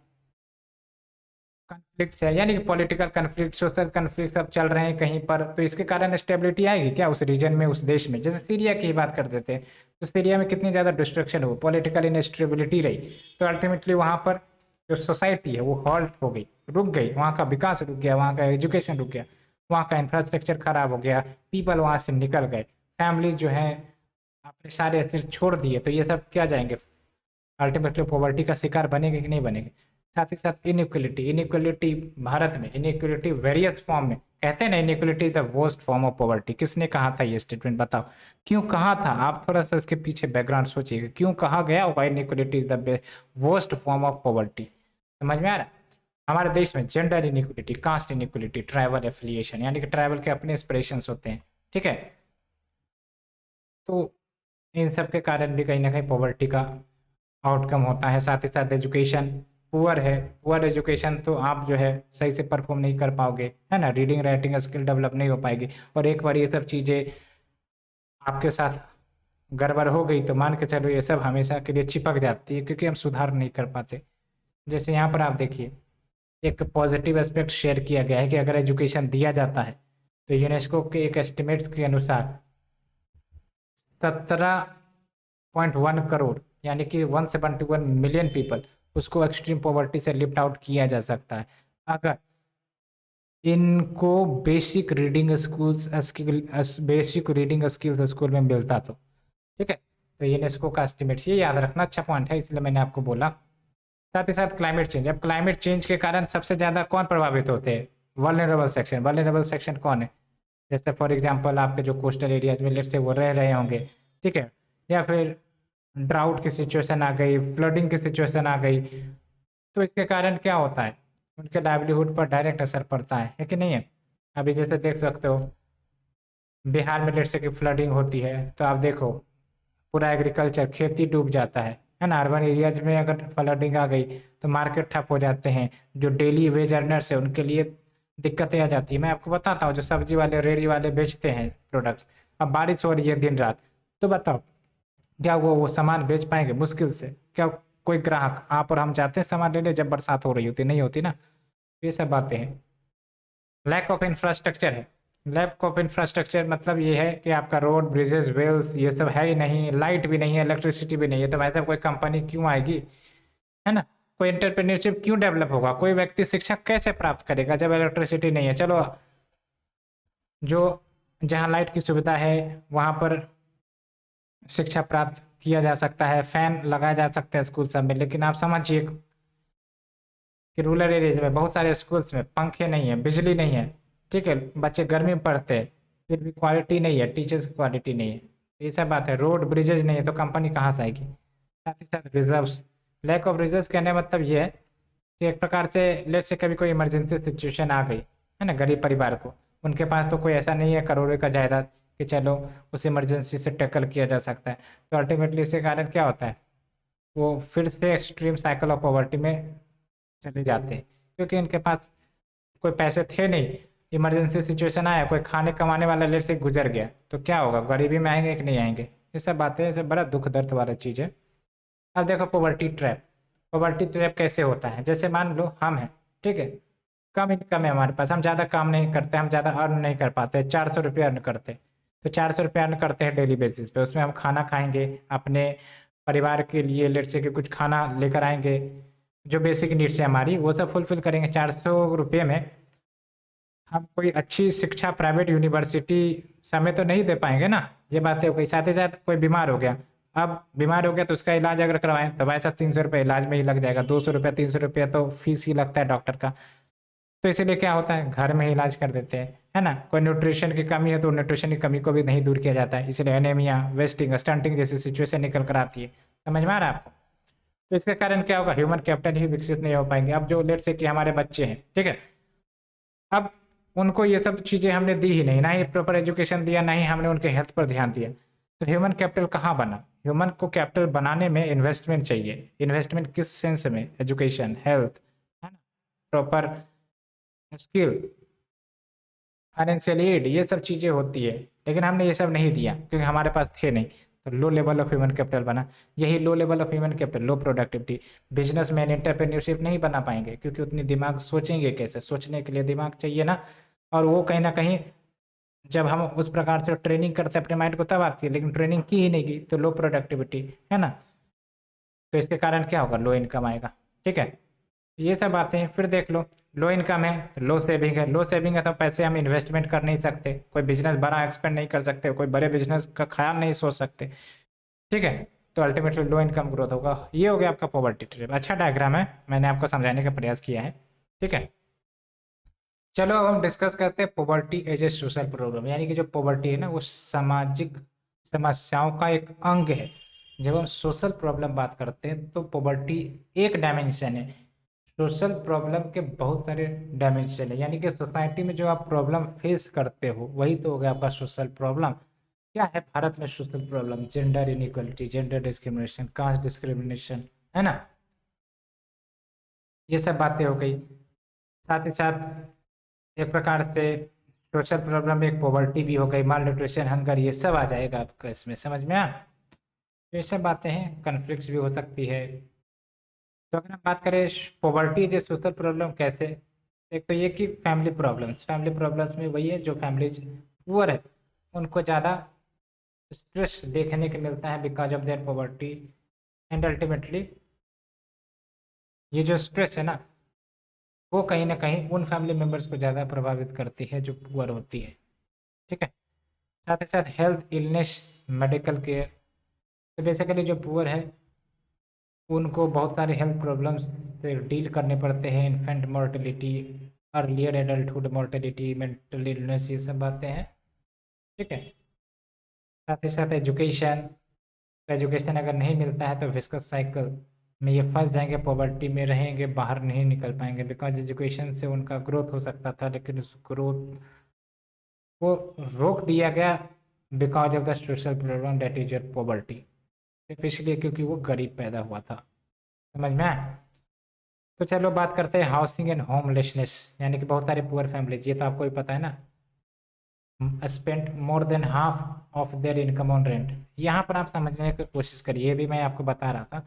चलो रूरल इंडिया की बात करते हैं, तो रूरल पॉवर्टी, वहाँ पर उनको रेंट देना नहीं पड़ता है, लेट से अपने घर होंगे, है ना, फैमिली के घर होंगे, सब कुछ होंगे, लेकिन जब वो काम करने के लिए अर्बन एरियाज में आएंगे तो उनको रेंट देना पड़ेगा। अगर रेंट के लिए भी पैसे नहीं है तो आप देखते हो कि रोड साइड उनको स्लीप करना पड़ता है, रेलवे स्टेशन पर जाकर देख लो, वहाँ पर स्लीप करते हैं। ठीक है, तो इस प्रकार की जो कहानियाँ न्यूज़पेपर में आप देखते होंगे, वही सब बात है। तो हाउसिंग एंड होमलेसनेस जैसे सिचुएशन निकल कर आती है ना, they tend to live in the poor neighbourhoods, जहाँ पर जॉब अपॉर्चुनिटी नहीं है, गुड स्कूल्स नहीं है, साथ ही साथ रहते भी है तो वहाँ रहेंगे ना जहाँ पर उनको कम रेंट देना पड़े। जहाँ पर कम रेंट रहेगा तो वहाँ पर क्वालिटी गड़बड़ होंगी, है ना, बीमारियाँ फैली हुई होंगी, आसपास साफ सफाई नहीं होगा, तो ये सब बात है। ठीक है, चलो क्राइम एंड विक्टिमाइजेशन, तो जो पुअर है वो बेसिकली इन्वॉल्व होते हैं because in the bulk of our street crime में होमोसाइड, रॉबरी, ये सब आ जाती हैं। जैसे आपका देख लो एटीएम थेफ्ट, ये सब चलता है ना, बिकॉज एक प्रकार से कहते हैं ना कि पेट भरने के लिए कुछ भी करेंगे, सबसे पहले पेट भरेंगे तभी तो हम कुछ इथिक्स के बारे में सोचेंगे, ये सब बातें भी फीलिंग्स आ जाती है। तो चलो हम बात करते हैं कॉन्सिक्वेंसेस ऑफ पॉवर्टी, कि आखिरकार पॉवर्टी के क्या कॉन्सिक्वेंसेस हैं, यानी कि लेट्स से कि पॉवर्टी किस किस डायमेंशन को इन्फेक्ट करता है, किस किस डायमेंशन को ये प्रभावित करता है, इसके कारण क्या क्या समस्याएं निकल सकती है, ये चीजें हैं। ठीक है, तो इसमें ज़्यादा समझाने लायक तो है नहीं, ये आपको पता ही होगा, वैसे भी इसको फोर्डर पॉइंट के रूप में याद रखना है आपको। ठीक है, तो जब हम बात करते हैं पॉवर्टी, तो पॉवर्टी के क्या कंसिक्वेंसेस है, क्या परिणाम निकल कर आते हैं। वायलेंस एंड क्राइम रेट, गरीब रहोगे तो अल्टीमेटली पेट भरने की जरूरत पड़ेगी, अगर पैसे नहीं है तो अल्टीमेटली क्राइम पर लोग उतर आते हैं, है कि नहीं है, प्रोस्टिट्यूशन की तरफ चले जाते हैं, theft, criminal activities like chain snatching, ये सब चीजें होते हैं। अर्बन एरियाज में आप देख लो, दिल्ली सब में चेन स्नेचिंग कितनी ज्यादा कॉमन हो गई है। ठीक है, साथ ही साथ होमलेसनेस, यानी कि जो पुअर पीपल होते हैं यूजुअली होमलेस रहते हैं, खासकर अगर हम अर्बन एरियाज की बात करें तो आप देखोगे रोड साइड रेलवे ट्रैक में जो प्लेटफॉर्म है वहां पर आपको सोते हुए नजर आएंगे, है ना, और वोमेन और चिल्ड्रन के लिए अनसेफ तो है ही है। स्ट्रेस भी निकल कर आती है, मनी नहीं है तो वो सोच नहीं पाते भविष्य के रूप में, भविष्य की आगे कल्पना नहीं कर पाते, और भविष्य से कहीं ना कहीं उनको अंधकार नजर आता है, तो ये सब बातें स्ट्रेस ऑलरेडी डेवलप हो जाती हैं। चाइल्ड लेबर, तो चाइल्ड लेबर की समस्या भी निकल कर आएंगी, बिकॉज पॉवर्टी जो है वो पुअर पीपल को फोर्स करता है कि अपने बच्चे को वो स्कूल के बजाय काम पर भेजे, है ना। अब वो काम की क्वालिटी क्या है आपको ही पता है क्या होगी, बच्चे जबरदस्ती काम करवाए जाते हैं। एक दो फिल्म भी इस पर आई थी चाइल्ड वर्क के ऊपर, चाइल्ड लेबर के ऊपर, आप देख सकते हो। अगर आपको कोई फिल्म याद आ रहा है तो कमेंट सेक्शन में आप हमें बताइए, जो चाइल्ड लेबर के इश्यूज को देखता है, हम जरूर देखेंगे। ठीक है, बिकॉज इन सब चीज़ों को देखने से हमारी जो डायमेंशन है ना वो बढ़ती है। आप हमें बताओ, जरूर बताओ। ठीक है, हमें तो याद नहीं आ रही है, लेकिन एक आध फिल्म है, चलो याद नहीं आ रहा है, आप ही बताओ। ठीक है, among the poor family children start earning eight an average age of 5 years old, देख सकते हो पुअर फैमिलीज में, क्योंकि अब शिक्षा तो लेना नहीं है तो क्या करना है, काम करना है ना, फैमिली जो है उनको काम में ढकेल देते हैं, जबकि कंपलसरी एजुकेशन की बात कही जाती है हमारे संविधान में, है ना। तो children start earning eight an average age of 5 years only, है ना। पहले क्या होता था ना, जो बेटियां होती थी उनको शिक्षा के लिए उतना कोई प्रेरित नहीं किया जाता था, लेकिन गवर्नमेंट जो है इसके लिए समाधान लेकर आई, क्या कि भाई साहब एक प्रकार से फाइनेंशियल इंसेंटिव दोगे ना तो लोग आकर्षित होंगे। जैसे आप आज देखते हैं साइकिल डिस्ट्रीब्यूशन योजना है ना। इसी प्रकार से 10th पास करोगे, 12th पास करोगे तो आपको पैसे मिलेगा, मॉनेटरी एड मिलेगा, ग्रेजुएशन पास करोगे तो मॉनेटरी एड मिलेगा। ऐसा नहीं कि ये सब ऐसे ही दिए जाते हैं, इसके पीछे बड़ा ऑब्जेक्टिव रहता है।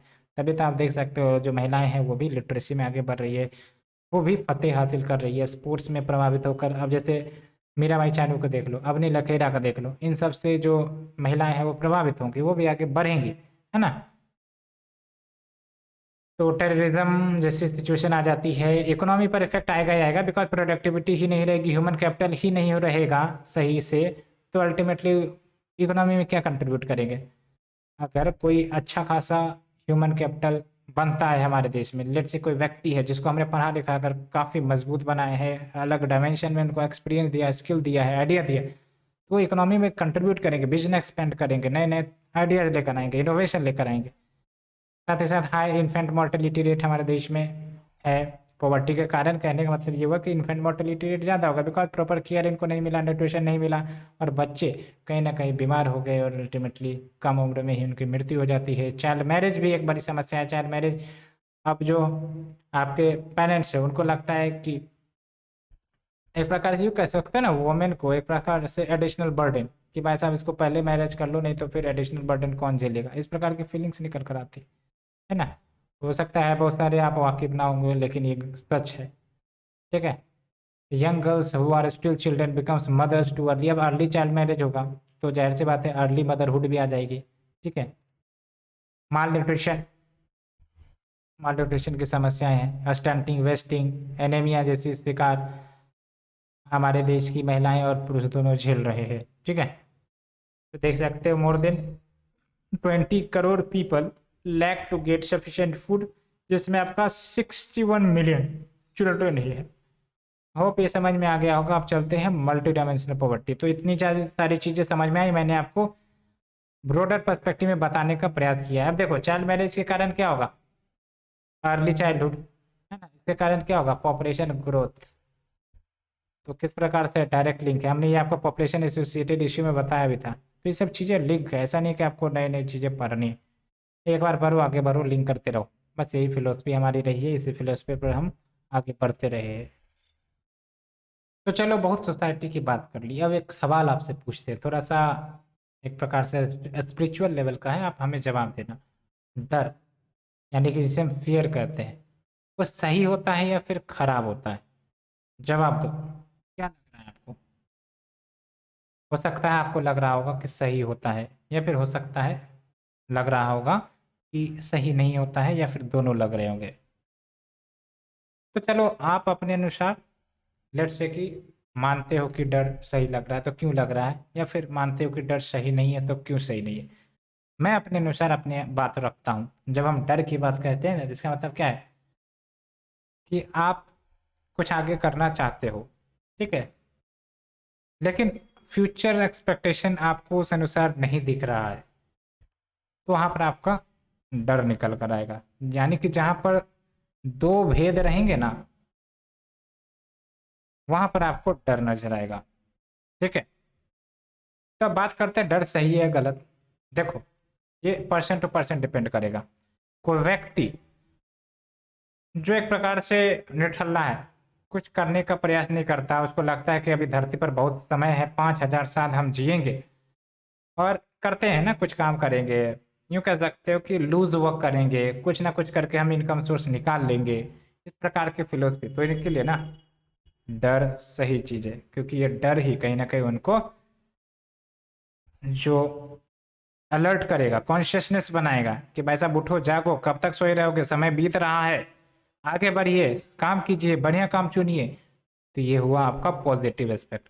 लेकिन अगर हम बात करें कि डर का एक नेगेटिव एस्पेक्ट भी है, जैसे कोई मेहनती व्यक्ति है, जैसे हम हैं, आप हैं, लेट्स से यूपीएससी एस्पिरेंट है, यूपीएससी की तैयारी कर रहे हैं, इतना करेजियस, हिम्मत हर किसी के बस की बात नहीं है, आपकी बस की बात है, आपने चुना है, आप डेडिकेट होकर तैयारी कर रहे हो, लेकिन कहीं ना कहीं इंसिक्योरिटी रहती है, इनसिक्योरिटी लगती है कि नहीं लगती, कभी कभी डिमोटिवेट फील करते हुए, कभी कभी फ्यूचर में अनसर्टेनिटी लगती हुई, कभी कभी लगता होगा कि क्या हो पाएगा या नहीं हो पाएगा, कभी कभी भविष्य अंधकार लग रहा होगा। तो इस प्रकार की सिचुएशन फीलिंग आती होगी, है ना, मोटिवेशन लूज हो जाता है, ठीक है। कभी कभी 2-3 बार विफलता हासिल होने के बाद और ज़्यादा एक प्रकार से फोकस डाउन हो जाता है, होता है कि नहीं होता है। तो बेसिकली इस प्रकार का डर ना ठीक नहीं है। ये जो डर है ना, इस पर ठीक नहीं है। हमारा विजय प्राप्ति करने का उद्देश्य होना चाहिए इस प्रकार के डर पर, कि जब हम कोई सही काम कर रहे हैं, है ना, जब हम कोई सही काम कर रहे हैं, कोई हमें टारगेट लेट से चुना है, और टारगेट ध्यान रखना बड़ा रखिए, छोटा टारगेट कभी नहीं रखना है कि भाई साहब हम ग्रुप डी का एग्जाम निकाल देंगे, या फिर ये निकाल देंगे, या फिर हम कोई छोटा मोटा काम कर लेंगे, क्योंकि ताकत भी आपको उतनी मिलेगी, जितना बड़ा टारगेट टारगेट उतनी बड़ी ताकत मिलेगी। तभी तो अगर आपने इस जर्नी में आया है, तो इसका मतलब आपको ताकत भी उतनी ही मिल रही है ना, अपने आप से लड़ने का ताकत, अपने आप से समझने का ताकत, अपनी कमजोरियों को दूर करने का ताकत मिल रहा है कि नहीं मिल रहा है। हर एक व्यक्ति के बस की बात नहीं होती है। तो ये सब चीज़ें हैं। तो जब हम कोई अच्छे मकसद की तरफ होते हैं, तो वहाँ पर हमें डर नहीं लगना चाहिए, वहाँ पर हमें डर से लड़ने की ज़रूरत होती है, क्योंकि जो द्विवेदी मन है ना, मन के दो भेद हैं, एक पॉजिटिव एस्पेक्ट की बात करिएगा और एक हमें ये कोसेगा। तो जो कोसने का काम जो मन करता है ना, सही काम जब हम करते हैं तो वो कहीं ना कहीं नहीं होना चाहिए। तो इसीलिए कंक्लूजन इट कि depending on the person, depending कि आप क्या कर रहे हो, है ना। अगर कोई अच्छे ऑब्जेक्टिव की तरफ आप अग्रसर हो तो डरिए नहीं, ठीक है, आगे बढ़िए, क्योंकि डर तो आएगा ही आएगा। डर इज द फर्स्ट स्टेप कि आप उससे फाइट करोगे और आप ताकतवर बनोगे। जितनी बार डर आएगा उससे आप फाइट करोगे, उससे आप आगे बढ़ोगे। तो ये चीज़ें चलती है। लेकिन जो कुछ कर नहीं रहा, निठल्ला बैठा हुआ है ना, उसके लिए डर तो होना चाहिए, क्योंकि डर है तो अल्टीमेटली एक प्रकार से कॉन्शियस नहीं रहेगी कि हाँ हमें कुछ करना है। ये चीज़ें हैं। चलो मैंने ऐसे शेयर कर दिया, हो सकता है कि आपको समझ में आ गई होगी। ठीक है, अब चलते हैं मल्टी डायमेंशनल पॉवर्टी की तरफ। अब देखो, मैंने आपको बार बार बताया है कि पॉवर्टी को सिर्फ हम इनकम के आईने से नहीं देख सकते। पॉवर्टी एक अम्ब्रेला कीवर्ड है, इसके अंदर वेराइटीज ऑफ वीकनेसेस शामिल है। समझ में आया? तो देख सकते हो, but not a single indicator can capture the multiple dimension of poverty. वैसे हम क्या करते हैं, often defined by one dimensional measure, कि भाई साहब किसी के पास पैसे की कमी है तो वो पुअर है। ये तो चलो एक डायमेंशन हुआ, लेकिन इसके मल्टीपल डायमेंशन है। मल्टीपल डायमेंशन मतलब क्या, कोई व्यक्ति पुअर है, अगर उसका पुअर हेल्थ है तब भी वो पुअर है, बिकॉज सब कुछ होने के बावजूद हेल्थ अगर ठीक नहीं है तो वैसा पुअर है। एजुकेशन नहीं है तो भी वो पुअर है। इनएडिक्वेट लिविंग स्टैंडर्ड्स है तो भी वो पुअर है। डिसएम्पावरमेंट यानी कि यूँ कह सकते हो कि काम न करने की इच्छा, एक प्रकार से मोटिवेशन ना होना। मोटिवेशन नहीं होना मतलब क्या, डिसएम्पावरमेंट, आप वीक हो रहे हो। तो ये भी कहीं ना कहीं पॉवर्टी का कारण, बिकॉज आप वीक हो रहे हो मतलब क्या है, आपका जो मेंटल स्ट्रांगनेस है वो वीक हो रहा है, और मेंटल स्ट्रांगनेस से ही तो सारा काम संभव होता है। हम और आप मेंटल कॉन्फिडेंस के ही आधार पर आगे बढ़ रहे हैं, आगे बढ़ने का प्रयास कर रहे हैं। ये कॉन्फिडेंस ना हो हम धराशायी हो जाएंगे, है कि नहीं है?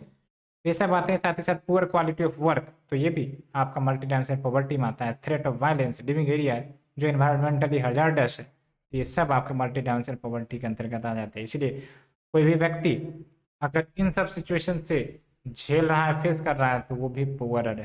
ठीक है, ऐसे बहुत है किसी व्यक्ति के पास, है ना, उनके पूर्वजों के बहुत धन दौलत है लेकिन शिक्षा नहीं प्राप्त की, लेकिन उन्होंने एक प्रकार से हेल्थ पर ध्यान नहीं दिया है। ये सब क्या है, मल्टी डायमेंशनल पॉवर्टी में आ जाएंगे। ठीक है, तो it incorporates range of indicated. अब देखो, इसको मेजर करने के लिए हमारे पास इंटरनेशनल लेवल पर global multi dimensional poverty index 2020 ये रिलीज की जाती है। इसका प्रीलिम्स से भी लेना देना है, पैरामीटर से भी पूछ लिए जाएंगे, बिकॉज एक इंपॉर्टेंट रिपोर्ट है।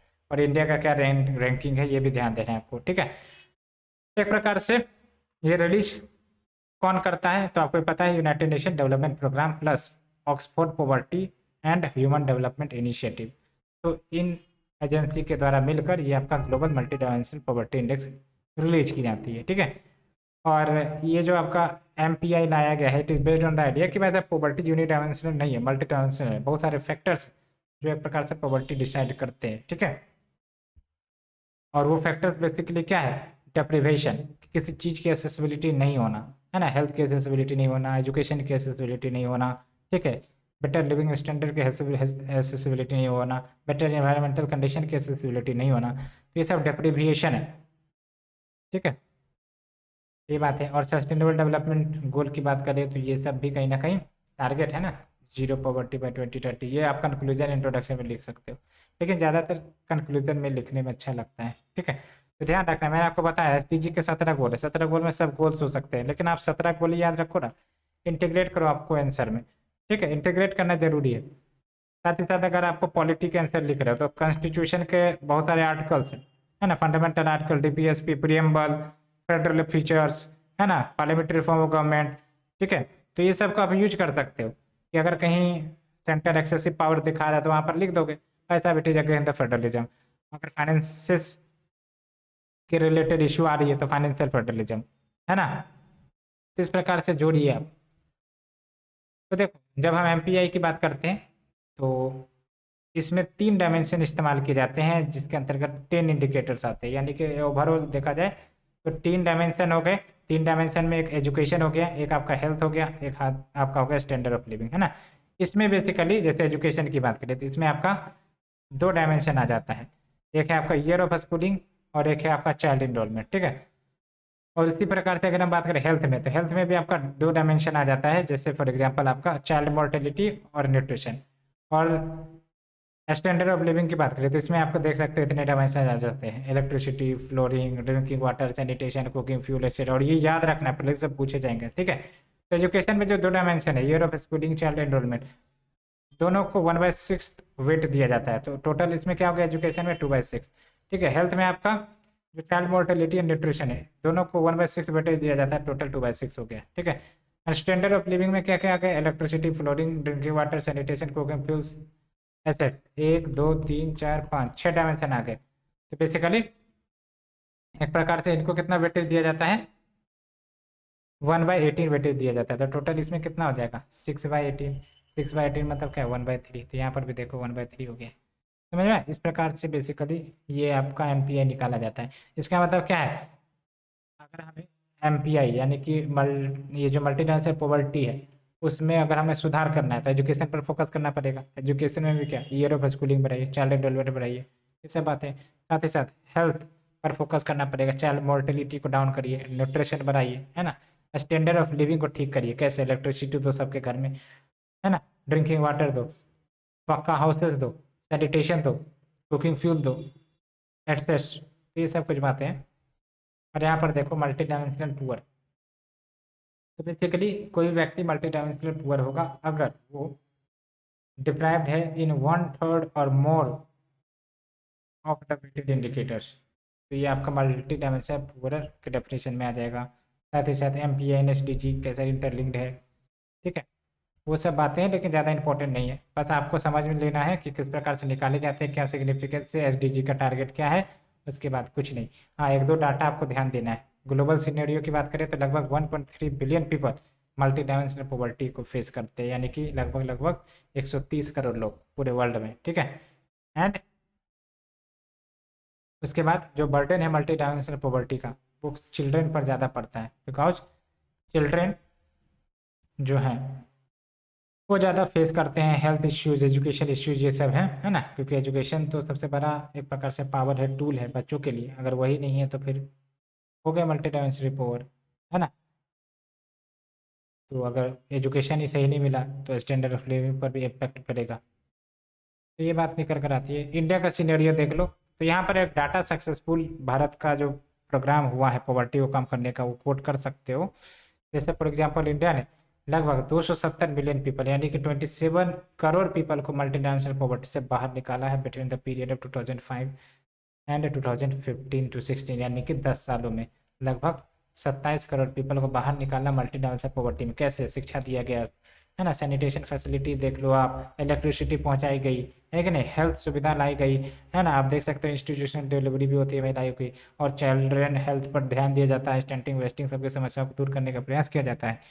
ये सब बातें नेबरहुड सिनेरियो हमें जानने से क्या होगा। चलो, इम्पैक्ट ऑफ कोविड-19 की बात करें तो कोविड-19 ने डायरेक्ट इम्पैक्ट किया है खासकर मल्टी डायमेंशनल पॉवर्टी के प्रोग्रेस को, क्योंकि कहीं ना कहीं ये जो आपका कोविड-19 है इसने प्रोग्रेस को पीछे ढकेल दिया है। यानी कि हम यहाँ तक तो ठीक जा रहे थे, ठीक है, लेकिन कोविड-19 ने काफ़ी ज़्यादा इम्पैक्ट किया है ना। सारे इकोनॉमिक शटडाउन कर दिए, एम्प्लॉयमेंट जो है ख़त्म कर दिया, है ना, रोजगार शून्य हो गई एक प्रकार से। तो हमने जो इतना तक डेवलप किया ना, अब हम यहाँ आ गए, अब फिर से हासिल करना होगा, ठीक है। ये बात निकल कर आई है। चलो अब कोविड-19 एंड पॉवर्टी की बात करते हैं। तो कोविड-19 एंड पॉवर्टी की बात करें, आपको पता है ना कोविड-19 ने काफ़ी ज़्यादा इम्पैक्ट किया है। ये कहानी तो आपने देखी होगी किस प्रकार से कोविड-19 जब आया, खासकर भारत की ही हम बात करें तो लॉकडाउन हो गया, इकोनॉमिक एक्टिविटी शट डाउन हो गया। जो पूरे पॉपुलेशन है वो घर जाने का प्रयास कर रहे थे, घर नहीं जा पा रहे थे, ठीक है। साथ ही साथ आपका कोई पता है डी अर्बनाइजेशन हुआ, वो आप अर्बन एरिया से रूरल एरिया जाने लगे थे, ठीक है। हेलो, गवर्नमेंट की फाइनेंसेस नहीं बची, अल्टीमेटली गवर्नमेंट वेलफेयर स्कीम्स पर कैसे फोकस करे, गवर्नमेंट इंफ्रास्ट्रक्चर पर फोकस नहीं कर पा रहे थे। ये सब बहुत सारी चीज़ें निकल कर आ रही थी, समझ में आया? तो जो भी आगे प्रयास किए गए थे पॉवर्टी को रिड्यूस करने के लिए, पिछले जो भी समय थे, कोविड-19 ने उस पर पानी फेर दिया था, समझ में आया? साथ ही साथ देख सकते हो एस्टिमेशन के अनुसार लगभग 88 मिलियन से लेकर 115 मिलियन पीपल उस फिर से वो एक्सट्रीम पॉवर्टी में चले जाएंगे, because income he shut down हो गई ना उनकी। जॉब से निकाल दिया गया, कंपनी बंद हो गई, चाहे वो टूरिज्म सेक्टर हो, चाहे वो आपका एविएशन सेक्टर हो, चाहे आपका ट्रांसपोर्टेशन सेक्टर हो, चाहे आपका इंडस्ट्रियल सेक्टर, सब सेक्टर को प्रभावित किया था। साथ ही साथ इंडियन सिटीज मोस्ट अफेक्टेड हुए थे because of the shutdown. Urban poor, city developer जो है, particularly the poor informal sector workers, उन्होंने ज़्यादा दुख झेला पेंडेमिक के कारण। ठीक है, यूँ कह सकते हो कि इलाज अगर करवाना हो तो उनको हॉस्पिटल नहीं मिलते थे, है ना, अगर हॉस्पिटल मिलते थे तो काफ़ी ज़्यादा पैसा खर्च होता था। ये सब सीनरी हमने टीवी पर बहुत देखे, भले ही हमारा दिमाग अब उसे भूल रहा हो, लेकिन ऐसी आंधी तूफान जो है, आई थिंक कि हमने तो अपने जीवन में नहीं देखा, साथ ही साथ आपने भी नहीं देखा होगा, लेकिन नहीं है। तो कोविड प्रोटोकॉल्स सबके कारण भी आपका जो है ये सब पॉवर्टी बढ़ी, because social distancing norm, shutting down of the market factories, ये सब हुआ था, अर्बन अनएम्प्लॉयमेंट बढ़ गई थी। ठीक है, तो ये सब चीज़ें थी, ये सब तो पता ही है ना क्या चल रहा था, तो बस उसको एग्रीगेट करके आपको लिखना है। ऐसे तो इश्यू पुरानी हो गई है। चलो ठीक है, अब हम बात करते हैं poverty and women in India के।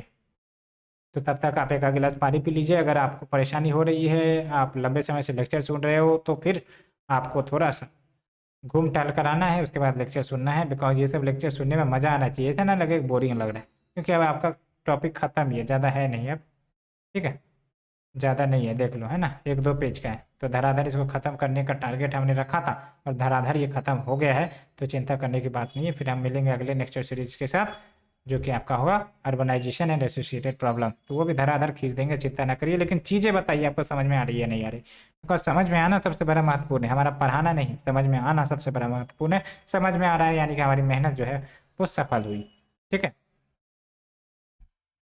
तो देखो आपको पता भी नहीं चला होगा, हम लोग लगभग कंप्लीशन ऑफ टॉपिक पर पहुंचे हुए हैं।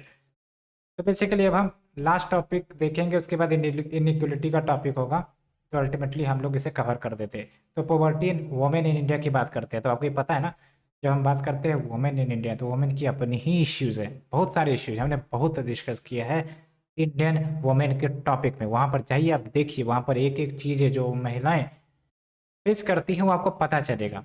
और दूसरी इंपॉर्टेंट बात यह है कि इतना तो आप वाकिफ ही होगे, जेंडर डिस्क्रिमिनेशन काफ़ी ज़्यादा होता है इंडिया में।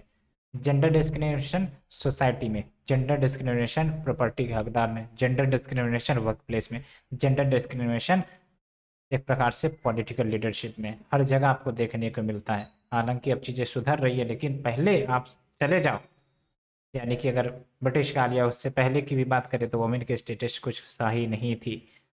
ठीक है, अब जो है बहुत सारे लीगल एक्ट्स अब लाए जा रहे हैं, सो दैट सुधार हो, पॉलिटिकल लीडरशिप के लिए रिजर्वेशन दिया जाता है, आपको पता है, तो ये सब कुछ बातें हैं।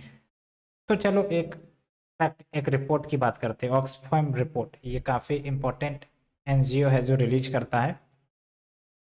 तो बेसिकली ऑक्सफैम रिपोर्ट की बात करें तो इन द वर्क प्लेस, यानी कि जहाँ पर जो काम किए जाते हैं वर्क प्लेस में, तो आपको पता ही होगा, तो women still receives 34% less wages than their male counterparts for the same work. कहने का मतलब डेट से कि आपका एक वर्क है ना, सेम वर्क है, वही वर्क महिला भी कर रही है, पुरुष भी कर रहा है।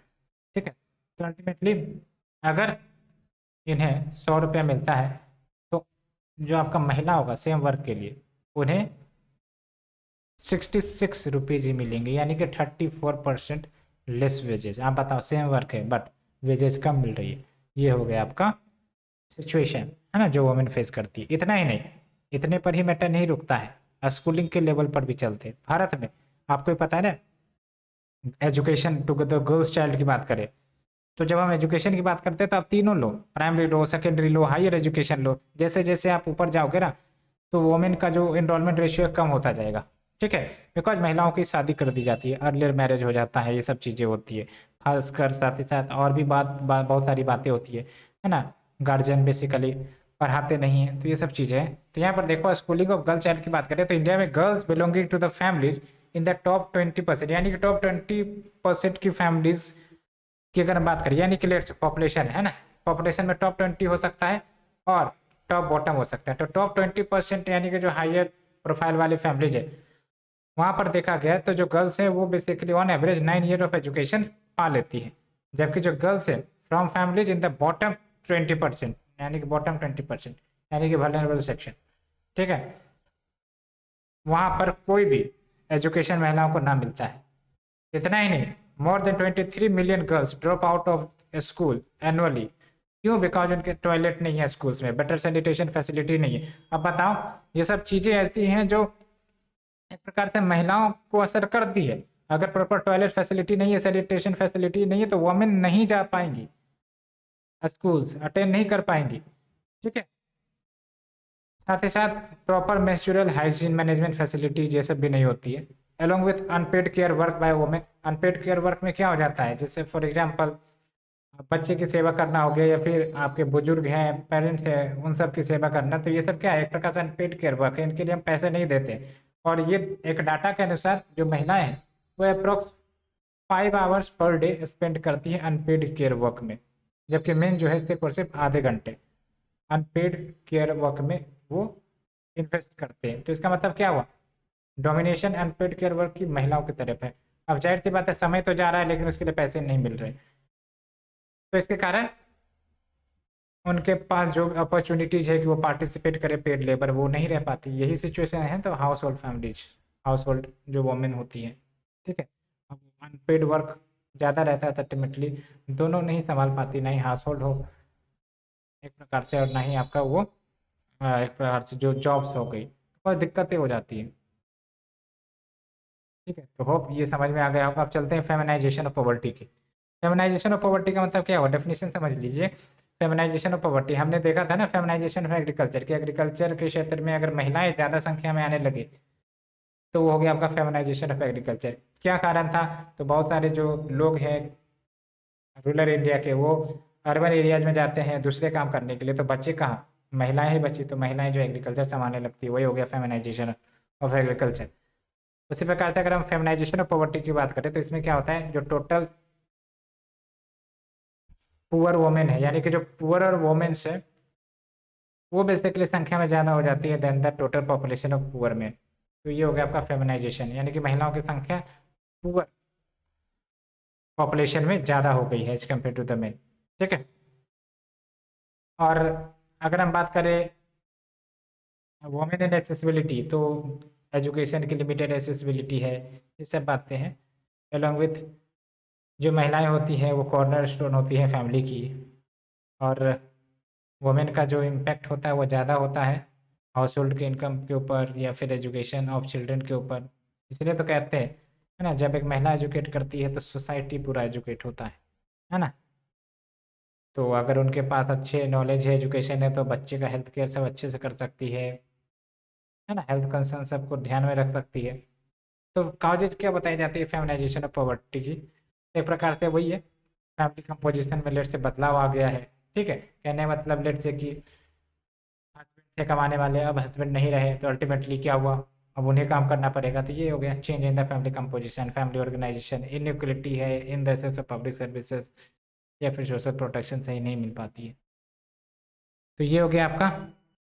तो होप आपको ये चीज़ें यहाँ तक समझ में आ गई होगी। अब हम चलते हैं इनइक्वलिटी के टॉपिक पर। इनइक्वलिटी आपको पता है एक स्टेटमेंट भी हम कहते हैं, inequality is the worst form of poverty, because inequality के कारण डिस्क्रिमिनेशन होता है, इनइक्वलिटी के कारण इक्वल अपॉर्चुनिटी नहीं मिलती, इनइक्वलिटी के कारण कहीं ना कहीं ये जो आपका सोसाइटियल फैब्रिक है, सोशल कैपिटल है, वो नहीं बन पाता है। Hope you are understanding. और जो इनइक्वलिटी की हम बात करते हैं वो इकोनॉमिक इनइक्वलिटी भी हो सकती है, सोशल इनइक्वलिटी भी हो सकती है, इंट्रा इनइक्वलिटी भी हो सकती है, इंटर इनइक्वलिटी भी हो सकती है।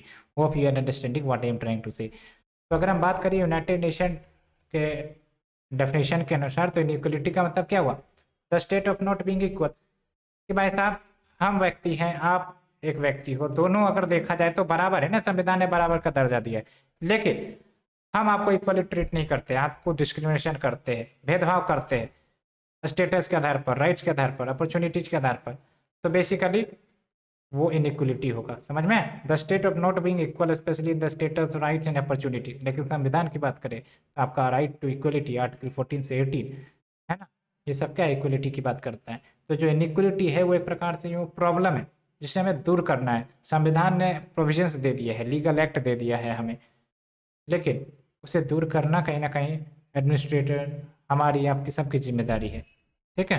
तो inequality can be broadly classified into economic inequality, social inequality. Economic inequality में क्या होता है, वैसा unequal distribution of income and opportunity है ना, किसी के पास खूब पैसे है, किसी के पास पैसे नहीं है, किसी के पास खाने के लिए खूब है, एक्सेस खा लेता है, किसी के पास खाने के लिए भी नहीं है ना। तो ये चीज़ें होती है। साथ ही साथ inequality in terms of opportunity of individuals. उसके बाद आपका सोशल इनइक्वलिटी। तो सोशल इनइक्वलिटी तब होगी ना जब जो रिसोर्सेस हैं in a given society are distributed unevenly based on the norms of the society। ठीक है, जैसे रिलीजन के आधार पर, किंगशिप के आधार पर, प्रेस्टीज के आधार पर, कास्ट के आधार पर। तो कास्ट क्या है, कास्ट है, रेस है, प्रेस्टीज है ना, जेंडर है। इन सब के कारण आपका क्या होता है, सोशल इनइक्वलिटी निकल कर आती है, क्योंकि हमने नॉर्म्स के सर्टेन, जो सोसाइटी के सर्टेन नॉर्म्स है ना, उसके आधार पर हमने इनइक्वलिटी क्रिएट कर दी है। तो इसी को हम कहते हैं सोशल इनइक्वलिटी। ठीक है, जिसके कारण हर व्यक्ति समाज में इक्वल पावर शेयरिंग नहीं कर पाता, हर व्यक्ति का इक्वल प्रेस्टीज नहीं हो पाता। ठीक है, तो dimension of inequality in India क्या है, तो देख लो। एक तो जेंडर इनइक्वलिटी है, आपको पता है जेंडर इनइक्वलिटी में भारत का रैंक 142 आता है आपका 149 में, है ना। 149 कंट्रीज में 142। सोचो कितनी ज़्यादा इनइक्वलिटी है जेंडर गैप के रिस्पेक्ट में। ठीक है, यहाँ पर देख सकते हो women comprise 42% of the agriculture labour force. ये भी अच्छा डाटा है, लिख लेना कि जो वुमेन है वो 42% of the agriculture labour force में कंट्रीब्यूट करती है। लेकिन अगर हम बात करें फार्म लैंड, वो ऑन कितना करते हैं, तो लेस देन 2% ऑन करती है फार्म लैंड को। समझ में आ रहा है, बिकॉज उनके नाम पर कोई ज़मीन खरीदी ही नहीं जाती। ठीक है, पुरुष के ही नाम पर खरीदी जाती है। तो जब उनके पास ज़मीन ही नहीं होगी, एसेट ही नहीं होगा, तो क्या लोन लेंगे, क्या इंटरप्रेन्योरशिप, क्या बिजनेस। दूसरा डायमेंशन आपका कास्ट इनइक्वलिटी रहता ही है ना। और ये आपका एजुकेशन, इनकम, हेल्थ सबके फील्ड में रिफ्लेक्ट होता है। जैसे for example upper caste house hold earned nearly 47% more than the national average annual house hold income. Religion की बात करें तो रिलीजन भी हो गया। एथनिसिटी में देख लो, जो ट्राइबल कम्युनिटीज हैं भारत में, उनको एथनिक ग्रुप से रिकॉग्नाइज किया गया है because of the unique culture, language, dialect, geographical location, customs. और यहाँ पर नेशनल फैमिली हेल्थ सर्वे 2015-16 की बात करें तो इसमें ये दिखाया गया है कि जो 45.9% ऑफ द स्टेट पॉपुलेशन है, यानी कि शेड्यूल्ड ट्राइब पॉपुलेशन, वो कहीं ना कहीं लोवेस्ट वेल्थ ब्रैकेट में है। उसके ऊपर आपका आता है एसटी पॉपुलेशन, उसके बाद ओबीसी, और उसके बाद अदर कास्ट। यानी कि सबसे लोवेस्ट वेल्थ ब्रैकेट में कौन है, एसटी पॉपुलेशन, उसके बाद कौन है आपका एसटी पॉपुलेशन, उसके बाद ओबीसी, उसके बाद अदर कास्ट। तब तो कहीं ना कहीं इन्हें रिजर्वेशन दिया जाता है, इन्हें शेड्यूल कास्ट का दर्जा दिया गया सो दैट इनका डेवलपमेंट हो, इनका एनहांसमेंट हो, ये रिप्रेजेंट करे, मेनलैंड इंटीग्रेशन हो सके इनका। तो ये बात है। साथ ही साथ देख लो इकोनॉमिक इनइक्वलिटी की बात करें तो ये तो आपको ऑक्सफैम के रिपोर्ट से और बेहतर कोई नहीं बता सकता, है ना। ऑक्सफैम जो रिपोर्ट है ना, वो बार बार बताती है कि कितनी ज़्यादा इनइक्वलिटी है इकोनॉमिक के टर्म्स से। जैसे बात करते हैं तो ऑक्सफैम रिपोर्ट के अनुसार इंडिया का जो टॉप 10% पॉपुलेशन है ना, वो 77.4% टोटल नेशनल वेल्थ को ऑक्यूपाई किए हुए, जबकि टॉप 1% जो है 51% ऑफ द नेशनल वेल्थ को ऑक्यूपाई किए हुए। समझ रहे हो, टॉप 1% पॉपुलेशन को काउंट कर लो, वही जो है 50% ऑफ द टोटल वेल्थ को ऑक्यूपाई किए हुए। ठीक है, तो कितनी ज़्यादा इकोनॉमिक इनइक्वलिटी है। या फिर सिंपल सी बात करें, बॉटम 60% जो पॉपुलेशन है आपका, बॉटम 60%, मैं आपको बता रहा हूँ, ये टॉप हो गया आपका, ये बॉटम हो गया, है ना। तो बॉटम 60% जो पॉपुलेशन है सिर्फ और सिर्फ 4.8% of the national wealth occupy की हुए। तो सोचो कितनी ज़्यादा इकोनॉमिक डिस्पैरिटी है। और जो गिनी कोफिशिएंट रहा है, जो कि एक प्रकार से इनकम इनइक्वलिटी को मेजर करता है, तो वो 0.83 रहा है। और याद रखना है गिनी कोफिशिएंट को 0 से 1 के लेवल पर मेजर करते हैं। 0 मतलब परफेक्ट इक्वलिटी, 1 मतलब परफेक्ट इनइक्वलिटी। तो 0.83 यानी कि हम 1 के आसपास ही हैं, है ना। दैट्स वाई इंडिया का रैंक भी 142 आता है अमंग द 149 कंट्रीज। तो हाईएस्ट इनइक्वलिटी कंट्रीज में निकल कर आते हैं हम लोग। कंसिक्वेंसेज इनइक्वलिटी की क्या है, सोशल कन्फ्लिक्ट होता है, एथनिक मूवमेंट्स निकल सकते हैं, religious inequality, poor development indicators, high economic inequality, ये सब चीज़ें हैं, है ना। पुअर डेवलपमेंट इंडिकेटर में जैसे infant mortality rate, maternity mortality rate, low per capita income आ सकता है, लोअर एजुकेशन होगा, ये सब चीज़ें समझने की बात तो है। मेजर्स क्या लिए गए हैं to deal with the inequalities, तो कॉन्स्टिट्यूशनल प्रोविजन है ना 14, 15, 16 जो आर्टिकल है हमारा फंडामेंटल राइट्स का। ठीक है, एंड वुमेन एम्पावरमेंट के लिए बहुत सारे इनिशिएटिव लिए गए हैं so that gender equality promote हो। जैसे रिजर्वेशन दिया गया है seats in the legislature, municipality, local self government, reservation बढ़ाए जाए लोकल सेल्फ गवर्नमेंट में, urban as well as village level पर अप टू 50% कर दिया जाए। वैसे बहुत सारे राज्य ने 50% रिजर्वेशन दिया है लोकल सेल्फ गवर्नमेंट में, लेकिन बहुत सारे राज्य ने नहीं भी दिया है। बहुत सारे राज्य ने सिर्फ 33% देकर छोड़ दिया। साथ ही साथ स्ट्रिक्ट इम्प्लीमेंटेशन हो इक्वल रेम्यूनरेशन एक्ट 1976 का, बिकॉज ये एक्ट है हमारे पास, लेकिन इंप्लीमेंट नहीं होती तो इक्वल वेजेस नहीं मिल पाते महिलाओं को। साथ ही साथ एजुकेशन करिकुलम जेंडर सेंसिटिव बनाए, बच्चों को भी आपका इन सब इश्यूज के प्रति सेंसिटिव किया जाए, अवेयरनेस क्रिएट किया जाए। साथ ही साथ सोशल नॉर्म्स को बदल सकते हैं, बेटी बचाओ बेटी पढ़ाओ जैसी योजना लाकर, है ना। तो इससे क्या होगा, मानसिकता में बदलाव होगा। मानसिकता में बदलाव होगा तो चेंजेस हमें सोसाइटी में देखने को मिलेंगे, बिकॉज सोशल इश्यूज को अगर हमें डील करना है तो सोशल नॉर्म्स को बदलना पड़ेगा। सोशल परसेप्शन जो दिमाग में घुस गए हैं, गहराई बना ली है, उसको निकालना पड़ेगा। उसके लिए एक प्रकार से सेंसिटिव प्रचार प्रसार करने की जरूरत है। साथ ही साथ रिलीजियस माइनॉरिटीज को इंक्लूड करो, गवर्नमेंट जॉब्स में इंस्टीट्यूशनल क्रेडिट दो इन्हें, सो दैट बिजनेस एक्सपेंशन कर सके, एजुकेशनल एक्सेस को इम्प्रूव करवाओ, प्रोग्रेसिव टैक्सेस दो, है ना। इकोनॉमिक पॉलिसी, प्रोग्रेसिव टैक्सेस क्या होती है आप हमें बताओ कि भाई साहब जिसकी जितनी ज़्यादा इनकम है ना उससे उतना टैक्स लिया जाएगा, जिसका जितना कम इनकम उससे कम टैक्स लिया जाएगा, यही आता है प्रोग्रेसिव टैक्स, ठीक है। इकोनॉमिक पॉलिसी अच्छे लेकर आओ जो आपका हाई क्वालिटी सर्विस दे, like public health, education, social security benefits मिले गरीबों को, जैसे पीएम फसल बीमा योजना है। एम्प्लॉयमेंट गारंटी स्कीम लेकर आओ जैसे मनरेगा है, इनइक्वलिटी सबको रिड्यूस किया जा सकता है, ठीक है। और एम्प्लॉयमेंट जनरेशन करो, ये तो बात है ही है। जैसे हमारे देश में लेबर की कोई कमी नहीं है, लेकिन लेबर को एब्जॉर्व करने वाला इंडस्ट्री की कमी है कि नहीं है। तो हमें उस प्रकार का पोटेंशियल क्रिएट करना पड़ेगा जो एब्जॉर्व कर ले millions of people who are living farming, यानी कि जो फार्मिंग छोड़ रहे हैं तो वो कहाँ जाएंगे, मैन्युफैक्चरिंग में जाएंगे, सर्विसेज में जाएंगे, लेकिन सर्विसेज में स्किल चाहिए। मैन्युफैक्चरिंग में जाएंगे तो वो कंस्ट्रक्शन सब में जा सकते हैं, है ना। तो देख लो गवर्नमेंट ने भी प्रयास किया है, जैसे पॉवर्टी एलिवेशन स्कीम्स, कुछ आपको ध्यान रखने हैं। इंटीग्रेटेड रूरल डेवलपमेंट स्कीम लाई गई है जो असिस्टेंस देता है to the rural people in the form of subsidy and bank credit, की वो एम्प्लॉयमेंट अपॉर्चुनिटी ढूंढ सकते हैं, ठीक है। साथ ही साथ जवाहर ग्राम समृद्धि योजना है जिसके तहत रूरल एरियाज में इकोनॉमिक इंफ्रास्ट्रक्चर बनाए जाएंगे, है ना। रूरल हाउसिंग इंदिरा आवास योजना यानी कि हाउसिंग फॉर ऑल स्कीम भी चलती है ना हमारे देश में। तो ये सब बातें, सो दैट बेनिफिशियरीज को हाउस मिले, बिकॉज रोटी कपड़ा और मकान ये भी है ना, तीन इंग्रेडिएंट्स है। फूड फॉर वर्क प्रोग्राम चलाया जाता है। National old age pension scheme है जिसके माध्यम से पेंशन दिए जाते हैं जो भी गरीब व्यक्ति है ना। अलॉन्ग विथ अन्नपूर्णा स्कीम है जिसके माध्यम से फूड दिया जाता है टू द सीनियर सिटीजन जो टेक केयर नहीं कर सकते अपने का, मतलब अपने आप का। And also under the national old age pension scheme जिन्होंने कोई है नहीं उनके पास to take care of them, along with Sampoorna Grameen रोजगार योजना। तो ये सब चीज़ें हैं, वन लाइन में आपको याद रखना है, खत्म करना है। मनरेगा के बारे में डिटेल से पढ़ लेना आप, बेसिकली ये पूछे जाते हैं। साथ ही साथ नेशनल रूरल लाइवलीहुड मिशन जिसके माध्यम से स्किल प्रोवाइड किए जाएंगे, स्किल दिए जाएंगे तो जॉब्स अपॉर्चुनिटीज खुल जाएंगी रूरल पीपल सबको, है ना। Along with national urban livelihood mission, यही है आपका अर्बन एरियाज के लिए national urban livelihood mission. Along with आप देख सकते हो प्रधानमंत्री कौशल विकास योजना है जो एक प्रकार से वैसे व्यक्ति जो लेबर मार्केट में फ्रेश इंटर कर रहे हैं, ठीक है, तो उनको स्किल दिया जाएगा वेरियस सेक्टर में, कंप्यूटर सब में ट्रेनिंग दी जाएगी, है ना, टेक्निकल स्किल दिए जाएंगे सो दैट वो भी एम्प्लॉयमेंट अपॉर्चुनिटी खोज सके। प्रधानमंत्री जन धन योजना भी है जिसके माध्यम से डायरेक्ट बेनिफिट ट्रांसफर दिए जाते हैं, सब्सिडी का, पेंशन का, इंश्योरेंस का, आपको ही पता है ना। और 1.5 करोड़ बैंक अकाउंट खोलने का टारगेट भी थे और इस पर बेसिकली हमने चर्चा भी किया था। तो वही बात है, ये आपका खत्म हो चुका है। कंक्लूजन की बात कर सकते हैं तो वही है कि वैसे रैपिड ग्रोथ एंड डेवलपमेंट सब कुछ है, लेकिन दूसरी तरफ ये भी है कि हमारा जो लार्जेस्ट सेक्शन ऑफ पॉपुलेशन है वो severe and multi dimensional poverty deprivation को फेस कर रहा है। इसलिए comprehensive and economic approach, inclusive approach लेकर आना है required to educate the poverty in India. Inclusive approach याद रखना आना चाहिए, एसडीजी का गोल आना चाहिए in order to achieve the SDG goal 1 by 2030, ये सब भी आप ऐड कर सकते हो। तो होप यहाँ तक आपका ये जो है नेक्स्ट टॉपिक खत्म हो चुका है। आपको 2 घंटे के लेक्चर सीरीज में कैसा लगा आपको ये लेक्चर सीरीज कमेंट सेक्शन में बताइए। साथ ही साथ आपको शेयर करना है हमारे चैनल को, प्रमोट करना है हमारे चैनल को, ताकि हम इसी प्रकार से आपके लिए नए नए लेक्चर सीरीज लाते रहें और आपको पूरा कोर्स उपलब्ध करवा दे जल्द से जल्द सोसाइटी का।